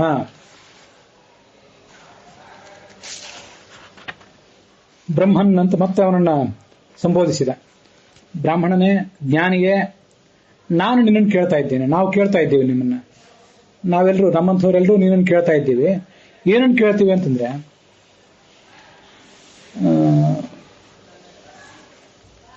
ಈ ಶರೀರ ಹೊರತಾಗಿ ಬೇರೆ ಏನೂ ಇಲ್ಲ ಈಗ ನಿನ್ನ ಹತ್ರ. ಯಾವುದೇ ಮಠ ಮಾನ್ಯ ಸಂಪತ್ತು ಇತ್ಯಾದಿ ಯಾವುದನ್ನು ಕೂಡ ನಿನ್ನ ಜೊತೆ ನೀನು ಕಟ್ಟಿಕೊಂಡಿಲ್ಲ, ಕೇವಲ ಆತ್ಮನಾಗಿದ್ದಿ. ಮತ್ತೆ ಸ್ಪರ್ಶ ವಿಹೀನನಾಗಿದ್ದೆ, ಅಂದ್ರೆ ವಿಷಯ ಯಾವುದನ್ನು ಕೂಡ ನೀನು ಅನುಭವಿಸ್ತಾ ಇಲ್ಲ. ಆ ವಿಷಯ ಅನುಭವಕ್ಕಾಗಿ ಹಾತೊರಿತಾ ಇಲ್ಲ ನೀನು.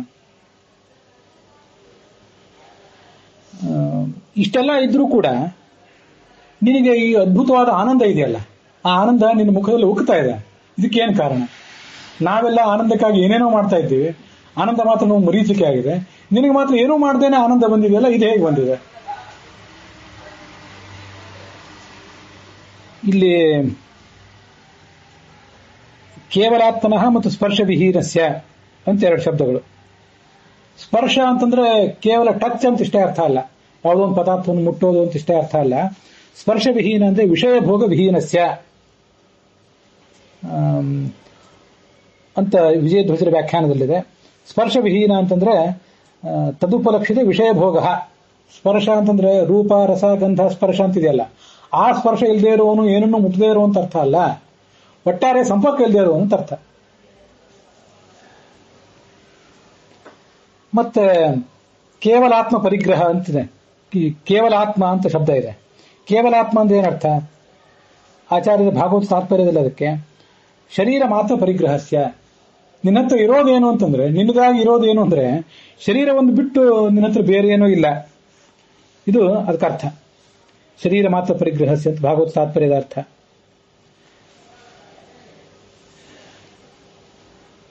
ಈ ಅದಕ್ಕೆ ಪ್ರಮೇಯ ಚಂದ್ರಿಕಾ ವ್ಯಾಖ್ಯಾನದಲ್ಲಿ ಕೇವಲಾತ್ಮ ಶರೀರಂ ಕೇವಲಂ ಆತ್ಮ ಅಂದ್ರೆ ಶರೀರ ಅಂತ ಅರ್ಥ. ಆತ್ಮ ಅಂದ್ರೆ ಜೀವ ಅಂತ ಅರ್ಥ ಅಲ್ಲ. ಕೇವಲಂ ಆತ್ಮ ಶರೀರಂ ಯಸ್ಯ ವಸ್ತ್ರಾದಿ ಪರಿಗ್ರಹಾಂತರ ರಹಿತಸ್ಯೇತಿ ಯಾವತ್. ಬೇರೆ ಯಾವ ಬಟ್ಟೆ ಬರೆ ಇತ್ಯಾದಿ ಯಾವುದೂ ನಿನ್ನ ಹತ್ರ ಇಲ್ಲ. ಅಥವಾ ಅವನು ಹಾಗೆ ನಗ್ನನಾಗಿ ಓಡಾಡ್ತಿದ್ದಾನೆ ಅಂತ ಅರ್ಥ ಅಲ್ಲ. ಓಡಾಡ್ತಿದ್ರು ಇರ್ಬೋದು, ಹಾಗಿರಬಾರ್ದಂತ ಏನಿಲ್ಲ. ಶುಕಾಚಾರ್ಯ ಹಾಗೆ ಇರ್ತಿದ್ದಲ್ಲ, ನಗ್ನನಾಗೇ ಇರ್ತಿದ್ದ. ಇವನು ನಗ್ನನಾಗಿದ್ದಾನೆ ಅಂತಲ್ಲ, ಏನೋ ಹರಕು ಬಟ್ಟೆ ಉಟ್ಕೊಂಡಿದ್ದಾನೆ. ಆ ಹರಕು ಬಟ್ಟೆ ಉಟ್ಕೊಂಡಿರೋದೇನು ಉಟ್ಕೊಂಡಂತೆ ಅಲ್ಲವಲ್ಲ. ನಿನ್ನದಾಗಿ ನಿನ್ನ ಹತ್ರ ಇರೋದು ಶರೀರ ಮಾತ್ರ, ಬೇರೆ ಏನು ಇಲ್ಲ ನಿನ್ನ ಹತ್ರ. ಬೇರೆ ಯಾವುದೂ ನಿನ್ನ ಹತ್ರ ಇಲ್ಲ ಅಂತ ಅದರ ತಾತ್ಪರ್ಯ. ಹಾಗಾಗಿ ಇಂಥ ಒಂದು ಆನಂದ ನಿನ್ನಲ್ಲಿ ಹೇಗೆ ಬಂದಿತ್ತು ಅಂತ ಅವನು ಯದು ಮಹಾರಾಜ್ ಕೇಳಿದ. ಇದು ಬ್ರಹ್ಮನ್ ಅಂತ ಅವನು ಸಂಬೋಧನೆ ಮಾಡಿದ್ನಲ್ಲ ಯೋಗಿಯನ್ನ.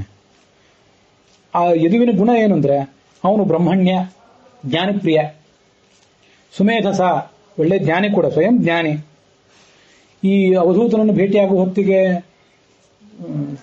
ಯದು ದತ್ತಾತ್ರೇಯ ರೂಪಿಯಾದ ಭಗವಂತನಿಂದ ಅವನಿಗೆ ಬೋಧನೆ ಆಗಿತ್ತೋ, ಇದಾದ್ಮೇಲೆ ಬೋಧನೆ ಆಗೋದು ಅದೇನು ಗೊತ್ತಿಲ್ಲ ನಮಗೆ. ಆ ಕಥೆ ಒಂದ್ ಕಡೆ ಎಲ್ಲೋ ಬರ್ತದೆ, ಈ ಕಥೆ ಒಂದ್ ಕಡೆ ಎಲ್ಲೋ ಬರ್ತದೆ, ಎಲ್ಲಿ ಬರ್ತದೆ ಗೊತ್ತಿಲ್ಲ. ಹೀಗೆ ವಿನಯದಿಂದ ಅವನು ಕೇಳ್ಕೊಂಡಾಗ ಯದು ಆ ಚಕ್ರವರ್ತಿ, ಆ ಯೋಗಿ ಚಕ್ರವರ್ತಿ, ಇವನು ಮನುಷ್ಯ ಚಕ್ರವರ್ತಿ, ಅವನು ಯೋಗಿಗಳ ಕುಲಕ್ಕೆ ಚಕ್ರವರ್ತಿ. ಅವನು ಇಲ್ಲೇನು ಆ ಥರ ಬಂದಿಲ್ಲ, ಆ ಚಕ್ರವರ್ತಿ ನನ್ನ ಬಾಯಲ್ಲಿ ಬಂತು. ಈ ಯೋಗಿಯನ್ನ ಹೇಳುವ ಭರದಲ್ಲಿ ಆ ಚಕ್ರವರ್ತಿ ನನ್ನ ಬಾಯಲ್ಲಿ ಬಂತು, ಅದಕ್ಕೆ ಅವನು ಯೋಗಿ ಚಕ್ರವರ್ತಿ ಅಂತ ಹೇಳಿದೆ. ಭಾಗವತ ಹಾಗೇನು ಅವನು ಹೇಳಲಿಲ್ಲ. ಅವನು ಈ ಮುಂದಿನಂತೆ ಉತ್ತರಿಸ್ತಾ ಹೋದ. ನನಗೆಲ್ಲ ಈ ಜ್ಞಾನ ಹೇಗೆ ಬಂತು? ಸಂತಿಮೇ ಗುರವೋ ರಾಜನ್ ಬಹವೋ ಬುದ್ಧಿಪಾಶ್ರಿತಾ. ನನಗೆ ಅನೇಕ ಜನ ಗುರುಗಳಿದ್ದಾರೆ. ಆ ಗುರುಗಳ ಮೂಲಕ ಪಾಠವನ್ನು ಕಲಿತಿದ್ದೇನೆ ನಾನು. ಆ ಮೂಲಕ ಯಾವುದೇ ದುಃಖವಿಲ್ಲದೆ ಆನಂದ ಪರಿಪೂರ್ಣನಾಗಿ ಅಟಾಮಿ ಓಡಾಡ್ತಾ ಇದ್ದೇನೆ. ಇಲ್ಲಿ ಬುದ್ಧಿಪಾಶ್ರಿತಾ ಬಹವಃ ಗುರವಃ ಅಂತಿದೆ. ಬುದ್ಧಿಪಾಶ್ರಿತಾ ಬಹವಃ ಗುರವಃ ಅಂತಂದ್ರೆ 24 ಗುರುಗಳನ್ನ ನನಗೆ ಯಾರು ಕೊಟ್ಟರು? ನಮ್ಮ ತಂದೆ ತಾಯಿ ನಾನು ಕರ್ಕೊಂಡು ಹೋಗಿ ಒಬ್ಬೊಬ್ಬ ಗುರುವಿನ ಹತ್ರ ಒಂದೊಂದು ವರ್ಷ ಇಟ್ಟು ಅಲ್ಲಿ ಅಭ್ಯಾಸ ಮಾಡಿ ಅಂತ ಕಳಿಸಿದ ಗುರುಗಳಲ್ಲ ಇವರು. ಬುದ್ಧ್ಯಾ ಉಪಾಶ್ರಿತಾ, ಅವರನ್ನು ಗುರುಗಳು ಅಂತ ಅವರನ್ನು ಗಮನಿಸಿ ಅವ್ರ ವರ್ತನೆ ಮೂಲಕ ನಾನೇ ತಿಳ್ಕೊಂಡಿದ್ದೇನೆ. ಅವ್ರ ಗುರುಗಳು ಅಂತ ತಿಳ್ಕೊಂಡವನು ನಾನೇ. ಆ ಗುರುಗಳ ವರ್ತನೆಯನ್ನು ಗಮನಿಸಿ ಆ ಮೂಲಕ ನಾನೇನು ತಿಳ್ಕೊಳ್ಬೇಕು ಅನ್ನೋದನ್ನು ತಿಳ್ಕೊಂಡಿದ್ದು ನಾನೇ. ಅದಕ್ಕಾಗಿ ಬುದ್ಧಿಪಾಶ್ರಿತಾ ಗುರವಃ. ನಮಗೆ ಯಾರೋ ಒಂದು ನೀರು, ಅಗ್ನಿ, ಸೂರ್ಯ ಇಂಥದೆಲ್ಲ ನೋಡಿ ಏನಾದರೂ ಕಲಿಯೋದು ಆ ಕಡೆ ಇರಲಿ. ಯಾರೋ ಒಬ್ಬ ಮನುಷ್ಯ ಗುರು ಇರ್ತಾನೆ, ಆ ಮನುಷ್ಯ ಗುರುವಿನ ಮೂಲಕನೇ ನಮಗೆ ಸರಿಯಾಗಿ ತಿಳ್ಕೊಳ್ಳಿಕ್ಕಾಗೋದಿಲ್ಲ. ಇವನು ಯೋಗ್ಯತೆ ಪಕ್ವಾಗಿದ್ದರಿಂದ ಇವನು ಎಲ್ಲವನ್ನೂ ಗಮನಿಸಿ ಅದ್ರ ಮೂಲಕ ನಾನು ಹೀಗಿರಬೇಕು ಅಂತ ತಿಳ್ಕೊಂಡ. ಮುಕ್ತಃ ಅಟಾಮಿ, ಮುಕ್ತನಾಗಿ ನಾನು ಸಂಚಾರ ಮಾಡ್ತಿದ್ದೇನೆ.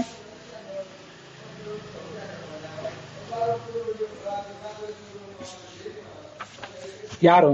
ಪೃಥ್ವಿ ವಾಯುರಾಕಾಶ. ಪೃಥ್ವಿ, ವಾಯು, ಆಕಾಶ, ಆಪಹ ಅಂದ್ರೆ ನೀರು, ಅಗ್ನಿ, ಚಂದ್ರಮ ಅಂದ್ರೆ ಚಂದ್ರ, ರವಿ, ಕಪೋತ ಅಂದ್ರೆ ಪಾರಿವಾಳ, ಅಜಗರ ಅಂದ್ರೆ ಹೆಬ್ಬಾವು, ಸಿಂಧು ಅಂದ್ರೆ ಸಮುದ್ರ, ಪತಂಗ ಅಂದ್ರೆ ದುಂಬಿ, ಮಧುಕೃತ್ ಅಂತಂದ್ರೆ ಜೇನ್ನೊಣ, ಗಜ ಅಂದ್ರೆ ಆನೆ, ಮಧುಹ ಆ ಜೇನು ತೆಗೆಯುವವನು, ಜಿಂಕೆ, ಹರಿಣ ಅಂದ್ರೆ ಜಿಂಕೆ, ಮೀನಹ ಮೀನು, ಪಿಂಗಳ ಅನ್ನುವಂಥ ಒಬ್ಳು ವೇಶ್ಯ, ಕುರರಹ ಕುರವಹ, ಮತ್ತೆ ಅರ್ಭಕ ಮಗು, ಮತ್ತೆ ಕುಮಾರಿ ಒಬ್ಬಳು ಹುಡುಗಿ, ಶರಕೃತ್ ಬಾಣ ತಯಾರಿಸುವವನು, ಮತ್ತೆ ಸರ್ಪ, ಊರ್ಣನಾಭಿ ಅಂದ್ರೆ ಜೇಡರ ಹುಳು, ಮತ್ತೆ ಸುಪೇಶಕೃತ್ ಅಂದ್ರೆ ಕಣಜದ ಹುಳು. ರಾಜನೇ, ಏತೇಮೇ ಗುರುವೋ ರಾಜನ್ ಚತುರ್ವಿಂಶತಿ ಆಶ್ರಿತಾ. ಈ 24 ಗುರುಗಳನ್ನ ನಾನು ಆಶ್ರಯಿಸಿದ್ದೀನಿ. ನಾನು ಆ 24 ಗುರುಗಳನ್ನ ಆಶ್ರಯಿಸಿಕೊಂಡು ಶಾಂತಚಿತ್ತನಾಗಿ ಯಾವುದೇ ದುಃಖವಿಲ್ಲದೆ ಬದುಕುವಂತಹ ಪ್ರಯತ್ನ ಮಾಡಿದ್ದೇನೆ. ಯಥೋ ಯದನುಶಿಕ್ಷಾಮಿ ಯಥಾವಾ ನಾಹುಷಾತ್ಮಜ ತತ್ತಥಾ ಪುರುಷ ವ್ಯಾಘ್ರ ನಿಬೋಧ ಕಥಯಾಮಿತೆ. ಯಾರ್ಯಾರಿಂದ ಏನೇನನ್ನು ಕಲಿತೆ ಅಂತ ಅನ್ನೋದನ್ನ ಇನ್ ಮುಂದೆ ನಿನಗೆ ಹೇಳ್ತೇನೆ, ಅದನ್ನ ನೀನು ಕೇಳು ಅಂತ ಯೋಗಿ ಈ ಯದುವಿಗೆ ಹೇಳಿದ. ಯಾವ್ಯಾವ ಗುರುಗಳು ಯಾರ್ಯಾರಿಂದ ಏನೇನು ಕಲಿತ ಅಂತ ಅನ್ನೋದನ್ನ ನಾವು ಮುಂದಿನ 37ನೇ ಶ್ಲೋಕದಿಂದ ಶ್ರವಣ ಮಾಡೋಣ. ಇಲ್ಲಿಗೆ ಈ 11ನೇ ಸ್ಕಂದದ 7ನೇ ಅಧ್ಯಾಯದ 36ನೇ ಶ್ಲೋಕದ ವಿವರದೊಂದಿಗೆ ಇವತ್ತಿನ ಈ ಭಾಗ ಸಮಾಪ್ತವಾಗಿದೆ.